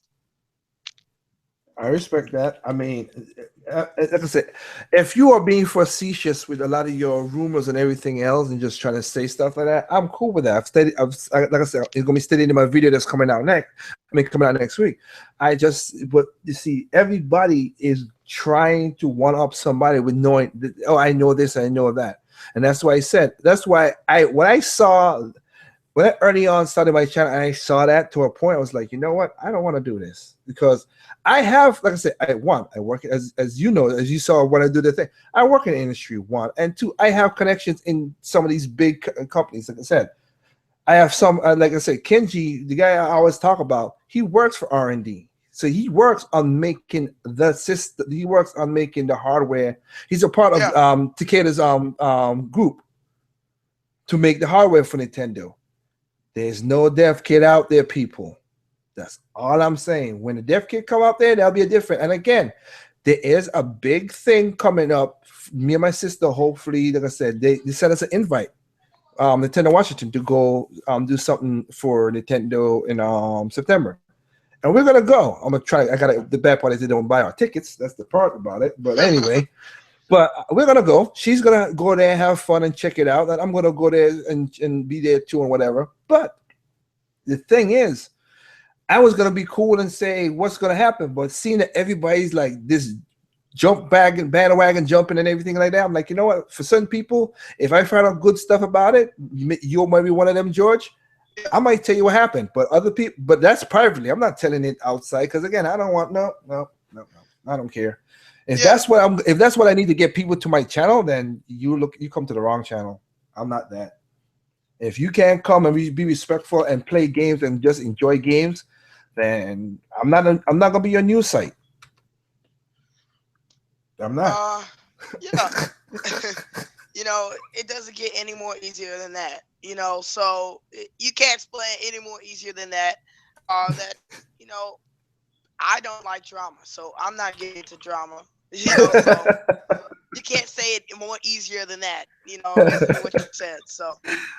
Yeah, it's cool. Like I said, I hope. Like I said, I will see what happens. We're gonna see what happens over this week. Like I said, if I find out stuff for September again, I'll offer a chat to people, let them know what's going on. They might say, hey, September we have the dev kit. They might say, well, the NX is not a console. NX might be something else. I don't know. If I find out, I'll find out. But again, I'm not. If that's what y'all want, you come to the wrong channel. Because at first I was gonna be nice because when I did my impressions video with Xenoblade Chronicles X, the Japanese version, I did a video. The last part of it, I broke down everything. I explained because was Dr. Feelgood asked the question of is going to come out August, back when we were doing this up in February. Like no, it takes a long time to translate. Yeah. Translate kanji and also to speak Japanese. It takes a long time to do that. I said it's going to come out late December or early 2016. Well, my point stands still. If it comes out December 12th, December 5th, like they stated in E3, that'll be cool. It might get pushed back still because again, that's a lot of work to be done. But again, I just know how that game's set up. If the game was a straightforward game, look at what Nintendo did with Splatoon, which is a smart thing. Yeah. They, as you said with Rush Game, they didn't give a language, so they had to translate nothing. It's just blah blah blah blah blah blah blah blah blah. It's kind of like Pokemon. Yeah. It's just gibberish. So boom, translation out of the way. It's Japanese in a way, so we don't gotta follow nothing. And two, so smart, they make sure to keep the gaming thing other than the updates and everything else. To see what you see inside of the game, the graffiti is by me users. That is so smart. Let them create the stuff that you want to look on the walls and everything else. Yeah. That was a smart move by them to do that. I think them delaying the rest of the content is actually smart because then it pushes people to play the game later on. That's smart because then it keeps people playing the game. Like Nintendo titles are evergreen titles. They're always going to sell. They're always going to have more new content. So that's just a great example of what Nintendo does. I mean, yeah, because again, Mario Kart Wii is still selling to this day. Why? I don't know. That was 2 games ago. Yeah. It's 2 games ago, and people are still buying that Mario Kart Wii. And they don't even have the online function because the Nintendo Wi-Fi is down. Why? Yep, that is so weird. That is so weird. That don't make no sense to me. People are still buying Smash Bros. Wii and stuff. They're still buying Nintendo titles. Some people are still buying the dang GameCube. So I wouldn't be surprised on these titles still selling. It's just like the PS2. The PS2 was still selling all the way up until 2013. You know, it's the same thing for but not in America, but the same thing for the Dreamcast. They were still making games until like 2012. Yeah. Which was pretty cool. Like I say, I need to find a backup Dreamcast just in case. Some tell me I don't because I got so much good games I don't want it to like break apart. Yeah, Dreamcast, a great console, probably one of the best consoles of all time. Oh yeah, I have mad respect for the Dreamcast because the Dreamcast console became my fighter console. I mean, all my 90% of my games are fighter games on that console. In that sixth generation, I'm sorry. Go ahead. In that 6th generation, my favorite console was Dreamcast, GameCube, Xbox, then PlayStation 2. The reason why I put PlayStation 2 first, last, is because it didn't seem like, to me, it didn't seem like a gaming console. It seemed like they put DVDs and CDs first, which is what Sony did. They did that to sell the consoles, the DVDs. Yeah, and that was CDs. a gimmick. Yeah, it was a gimmick. And the Dreamcast was first because it's so many great games. GameCube was second because so many great unique titles on the GameCube, like Resident Evil 4 when it first came out as a GameCube exclusive, and the Xbox because it's online capability. I'm not a big online component, but it was pretty cool to see that, back in the early 2000s. Yeah, and that's the point, and that's cool. And what you just said there is pretty awesome because, like I said, I had a PlayStation 2. I didn't buy an Xbox because my friends had Xbox. I didn't see the need to get it again. It's not a negative against the Xbox. It's just I didn't see it. But Dreamcast, man, Marvel vs. Capcom, Marvel vs. Capcom 2, SNK vs. Capcom, SNK vs. Capcom 2, Mark of the Wolves, Project Justice. Man, those were the coolest fight. Power Stone 2. Jeez. Those were some awesome games playing, man. Jeez. And that's why I play to this day, and I love that thing for that. I still play mine today. Such a great console. Oh yeah, I still play I play some of my fighting games on that as well too. But and again, it's like I said, to go back to a point I wanted to finish off with. It's just like you said right there. Is the whole, like I said, we have all, like I said, you play Vanquish, you like it. Yep. Red Steel 2, a different game that came out. Nobody really went out there and made that thing super hot. But it was but again, there's no game like Vanquish. There's no game like Sunset Overdrive. There's no game like Splatoon.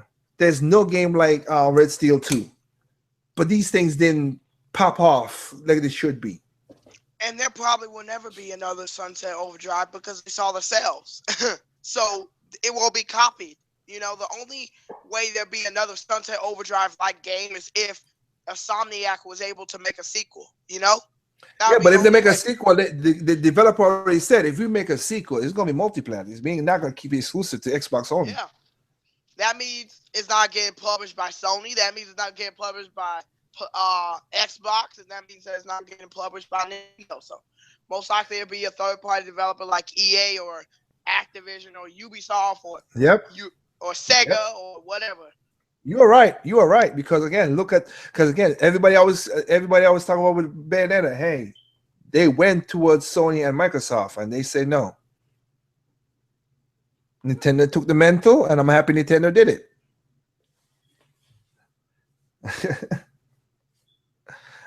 Man. Oh man, like I said, it's cool. It's cool how gamers think and whatever. It is what it is. So, like I said, I'm gonna do some.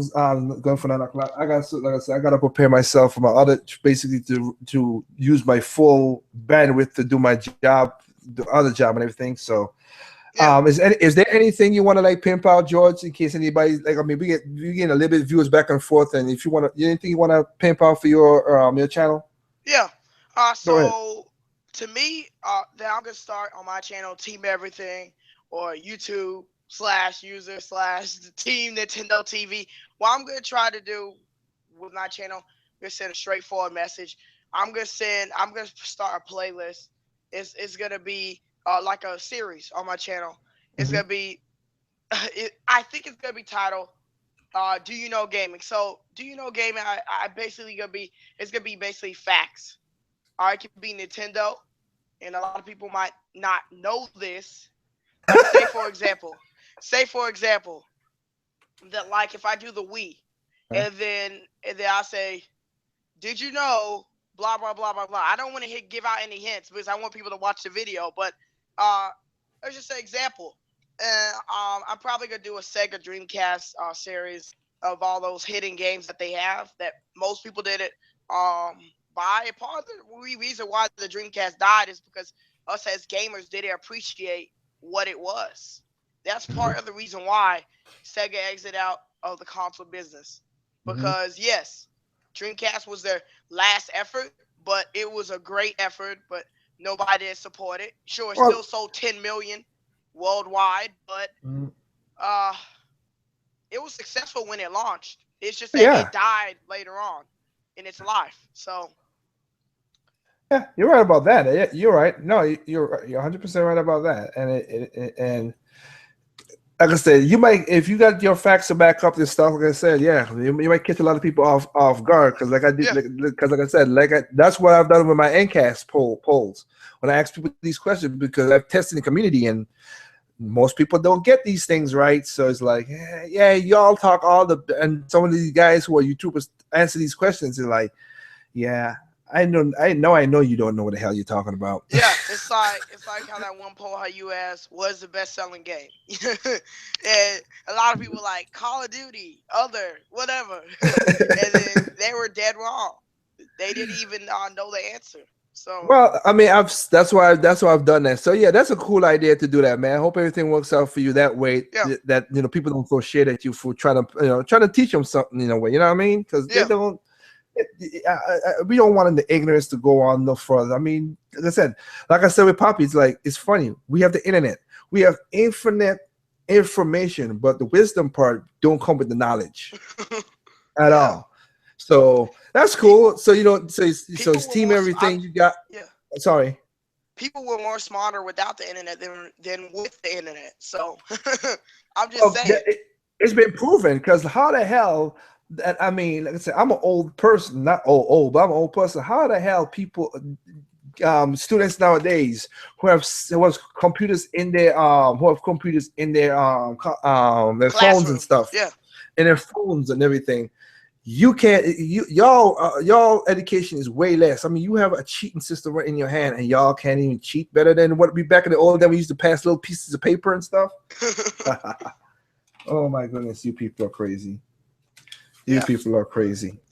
All I'm just gonna say last is that my channel, team, everything, we got some good content coming up, and hope everybody will enjoy it, whether you don't understand it or you don't, or you do. But yeah, it's always good to see channels that try to send a select message to their viewers, big or small. I just want YouTube and the gaming community to be a united group, no matter what console, what platform you're on. But that will never happen because you have some unnamed channels around. You won't never be able to see a united group because they don't like it that way. They want it's human nature, dude. It's human nature. Yeah. It is what it is. We got, like I said, everybody always asks for, oh man, we got to stop racism. Well, let's stop bigotry. I understand that, but you're not gonna stop racism. Even if we were the same color, if it was the same color as everybody else, we're gonna go by features. Oh, you got a bigger nose than them. I got a bigger nose. Or even if you had the same nose, features, everything. There's a reason why people hate. They'll be like, "Oh, I'm East Side, I'm West Side. You're gonna go by location. You're not gonna stop it." Yeah. Everybody thinks that way. So, but to what you just said right there, if you're gonna do it, at least make your channel not that drama-filled piece of trouble. Yeah. You have control over your channel. Do that, and that's what I'm gonna do with mine. So for my pimping out is. Tomorrow at 7:05, the NCAS. Like I said, I'm mostly doing that singly in itself, singular by myself because again I gotta do some work in the night. So I am doing a question and a Q&A podcast tomorrow. Yeah. Like I said, the question app is open. I have the video up, and anybody want to ask any questions, I will gladly answer as much as I can at the time I could do it. Next week is Purge Week.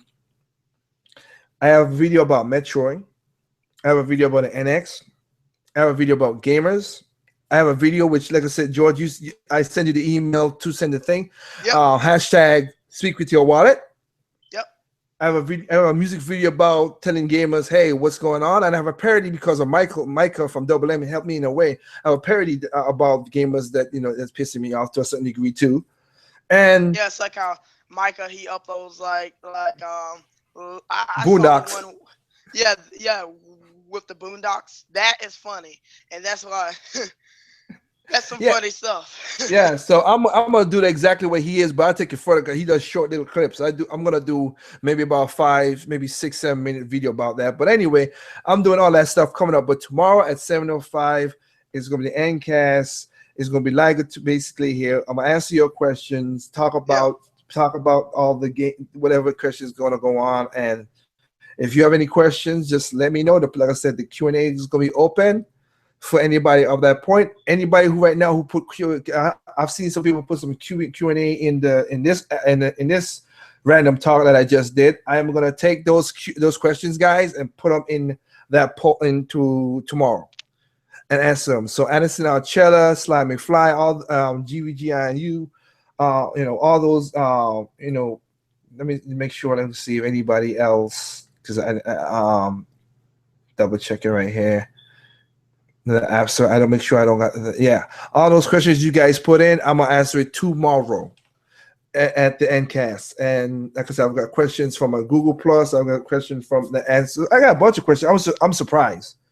I really am, because like you just said, George. I mean, I think you have a bigger channel than me, and it's like I said. And the thing that killed me is I have only 90 subs. And I might lose them over the next week, but it is what it is.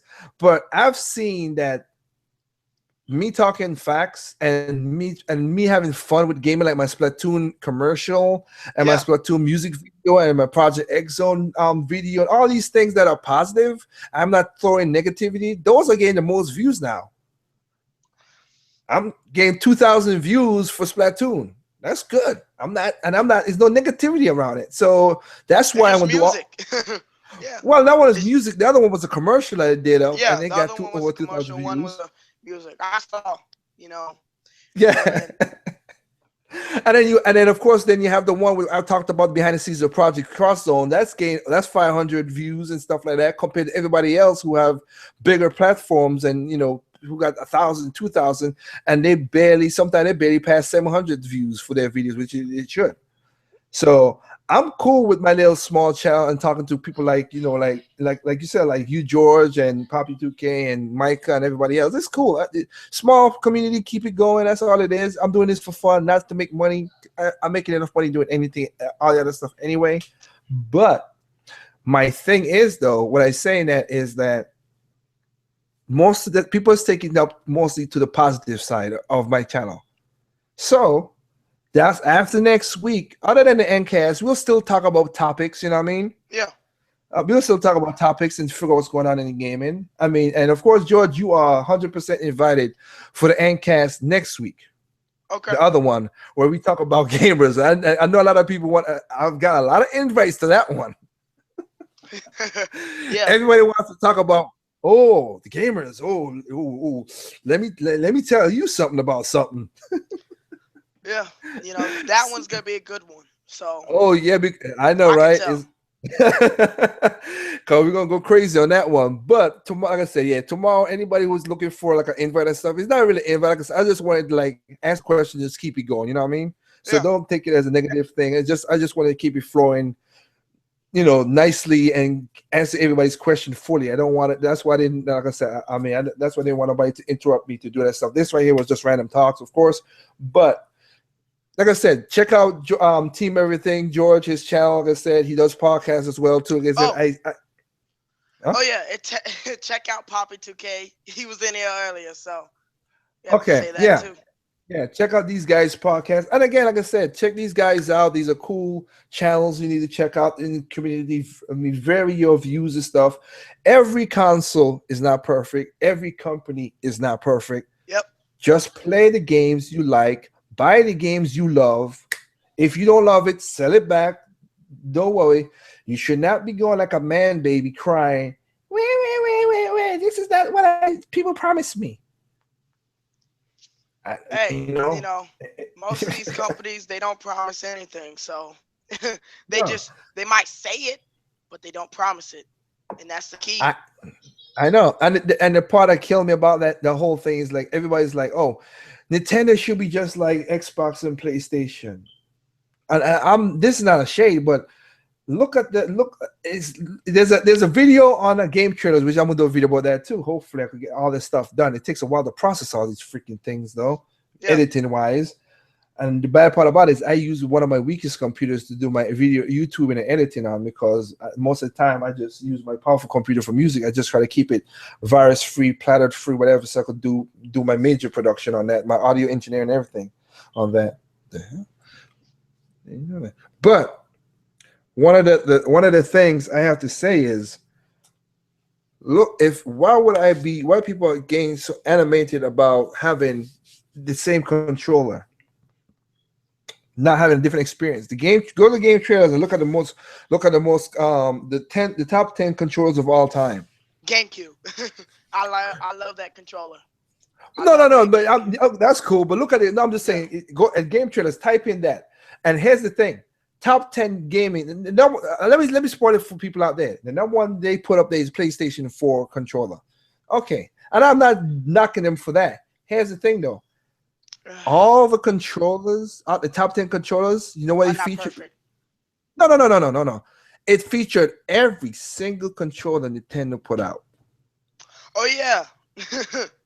Every single one. NES, Super NES, GameCube, Wii U, Remote Control Nunchuck. Every console controller they put out in the top 10. They should have just basically called it Nintendo controller, because that's what it was. Yeah, I know game trailers that they probably did a whole poll, but I don't know. The PlayStation 4 controller is good, but I don't think it's number one. Well, no, but that's an opinion thing. But my point is to see every controller Nintendo put out is in the top 10. Yeah. Does not tell you that they try to do something different, but everybody wants the same. That's the one thing about gamers I don't understand. Oh man, Nintendo needs to be like this. Oh, these game designers need to come up with these creative games. But when they come up with the creative games, like we just talked about with Vanquish and Red Steel 2 and everything else in a genre that's stagnant with just Call of Duty and just shooting, nobody buys them. Yeah. Nobody buys them. I think Splatoon was like the really only success. Yeah, that's what I'm saying, which is good. Well, again, Splatoon is be treated as the Mario Kart of shooters, which is a good thing. Yeah. It is a good thing. But I'm just saying, but I'm looking at the people who's on their platforms of Xbox and PlayStation. Those games come out again, and nobody buys them. That's a sad fact. That's the point. It's a fact, and it's sad. Vanquish should have sold 1 million. If a thing. Red Steel 2 should have sold 1 million. Sunset Overdrive should have sold 1 million. But people don't buy them. It's something different. But people don't buy them. Bayonetta 2 should have sold 1 million. Even though it's close. It's probably at 1 million right now.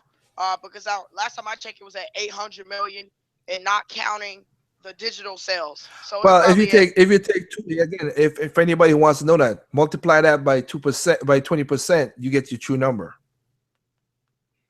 So it's like you just said, if it's if you multiply the 8 whatever it is, it might be already right beside 1 million. Yeah. So but again, like I said, Platinum already made money off of Bayonetta too. They don't make their profits, and they already made their money back and their profits. Cause one thing Nintendo does when they make their games, when they, as you know, I'm sorry to I said this off air, but like Red Knight he has his thing saying that Nintendo makes this game to make another game. That's not how they do it. They do it when they make their game. They say this is the budget for this game. Done with it. They don't because they don't want to create a domino effect that if this game don't sell, then they don't create the other game. Yeah. They put this budget. They say this is the budget. This is what it is. Bam, let's do it, and that's it. That's as far as they go. So when they made their Metroid, when they make their 3D game, they don't make it because they don't make it because they wanted to do it for the next game for the Wii U or the next home console. No, they said this is the game. We need to fill in this spot for the library. Oh, you want to do unless it's like a port, like a Donkey Kong Returns thing. That's a different thing. But like a game up like Mario Kart 7. Mario Kart 7 is like, hey, we need a Mario Kart 7 for 3DS. Okay, here's the budget, 20 million. Boom, make the game. That's how they do it. Yep. They don't go beyond that. beyond that thought. Because I want to say something before we end. That Nintendo developers they learn to work with a less budget. You know, so you don't necessarily need like $100 million budget to make a quality game, because that's not what Nintendo does. So almost every game that they sell every game they sell they make a profit. Yeah. The Wonderful 101 did not sell as much, but it still made a profit because it didn't have a huge budget. And Splatoon definitely made a profit because Mario Kart made a big profit. Yep. So Mario Kart made Smash Brothers did the same thing. Like I said again, we brought, as I think you was on that. Were you on the cast? But no, you weren't. You weren't. It was me, Micah, and Dr. Feelgood. Again, Mario Kart Wii budget. And we averaged it out because Nintendo does something called a step layer when they do some of their main title games, but we averaged it out to be 20 million. They made that game 20 million. All they had to sell to make money back for that game, if it was 100%, we going with best case scenario, which we know it's not always, but let's go with that. They had to sell 400,000 over 400,000 to make the money back in their investment, and they sold 36 million. Yeah. So they made tons of money. And look at Destiny. Me and Dr. Fielgo, we compared with Destiny. They made their their budget of the $500 million, blah blah blah, everything, whatever. But they have to sell 8 million to make just the cost back. And that's if it was 100% again, but they're not. It's not 100% because you have to do licensing fees and all the other stuff. Advertising. They had to do all that stuff. But again, that's what Nintendo does. They make money. That's why I ain't gonna worry about what an NX and all that other junk that all these other YouTubers be saying. I don't care. They make money. I know next game is gonna come from that. That's good. Look at all. There's a lot of developers right now that made a next one. Koei Tecmo, all they wanted to sell in America was 100,000 units. Yep. And they sold I think 1.2 million of Hyrule Warriors, and now they're gonna do a next one with the we call it with the port to the 3DS. Yeah, 3DS, man. Hyrule Warriors Legends. Yeah, they're making money. They never made this money before because the Dynasty Warriors has been losing esteem over the consoles. Yeah, Dynasty Warrior 8 came out this year on the PlayStation 4 and Xbox and the Xbox 360 and Xbox One. Has it passed 1 million? No. Nope. Has it passed 500,000? Nope. So you guys who do this stuff is funny like that. It's just you gotta understand how that's the business part. I wish a lot of people could pass on, but they don't. They think, oh, I know this, and no, that's how it works. Like you said, George, that's the budget. You gotta know how budget works. That's why I said just because it sold 1 million sometimes doesn't mean it was a success. Because again, Colonial Marines for Sega sold 2.1 million out of the initial 3 months that everybody was talking about it. Still was a flop. It was a huge, massive budget, so that's a flop. It's just like if Destiny would have sold 2 million units, it would have been a flop. Just like how this game didn't deserve it because it was a cool game, but that's why they did the definitive version. The first version of Tomb Raider, the Rise of the one that just came out a while ago, that was a flop. It was a financial flop. That's why they did the definitive version to make up the cost. Same thing with Sleeping Dogs. Same thing with Sleeping Dogs. And I mean, it's just you gotta look at these things, gamers. You really do. And like you just said right there, like Final Fantasy 14, 13, that was a financial flop. It sold the millions, but it didn't make the money back that Square Enix wanted. And that's why Square Enix is in a little bit of financial trouble right now, because of a couple of those games, how they have massive budgets, but they don't usually make back. Well, like I said, they already broke their budget 4 times on Final Fantasy 15. Again, I'm not throwing shade against the game. I hope the game is successful. Cause I don't want Square to go. I want all these companies to stay. But again, if they make mistakes, I'm not gonna go ranting and raving for their mistakes. They learn from the mistakes, or they fall to the side. Yep. What can I do other than buy good games? I can't do no more than buy good games and say, hey, here's my $60 for a good game. That's it. Yep. You're only one person, so you need millions of people to help save or keep alive a gaming corporation. Yeah. Yep. It is. I'm with you with that. So, like I said, man, thanks you for joining, George. Again, go out and check out George's channel, Team Everything on YouTube. Like I say, he has some cool podcasts where he puts up his podcasts and stuff. And like I say, he plays the games. That's all it's supposed to be. You got games played. That's it. We should not be arguing over what is whatever. And tomorrow at the Endcast Q&A, again, leave your questions. Any questions there, I will ask them as best as I can. Hopefully, I don't get too flooded with questions. I've already got over like 20 questions already. So I hope I will go through them quick enough, whatever. But again, keep an eye out for Purge Week. This is going to be a rapid fast of videos. I hope people could click through them, leave your comments and whatever, and see what you say. With that said, so like I said, this is just a random talk. It started off with Puppy 2K. Like I say, also check out his stuff. Right now, he's in Red Fox's, BS Busters. So you go over to their channel right now and listen. Yeah, I might head over there after this one. Yeah, go over there, check their channel, listen what they're talking about. But I think we talked about a good amount of stuff in this random. I mean, it was supposed to be just chilling or whatever. We just got a little serious in certain things. Yeah. But we speak the truth though, whatever.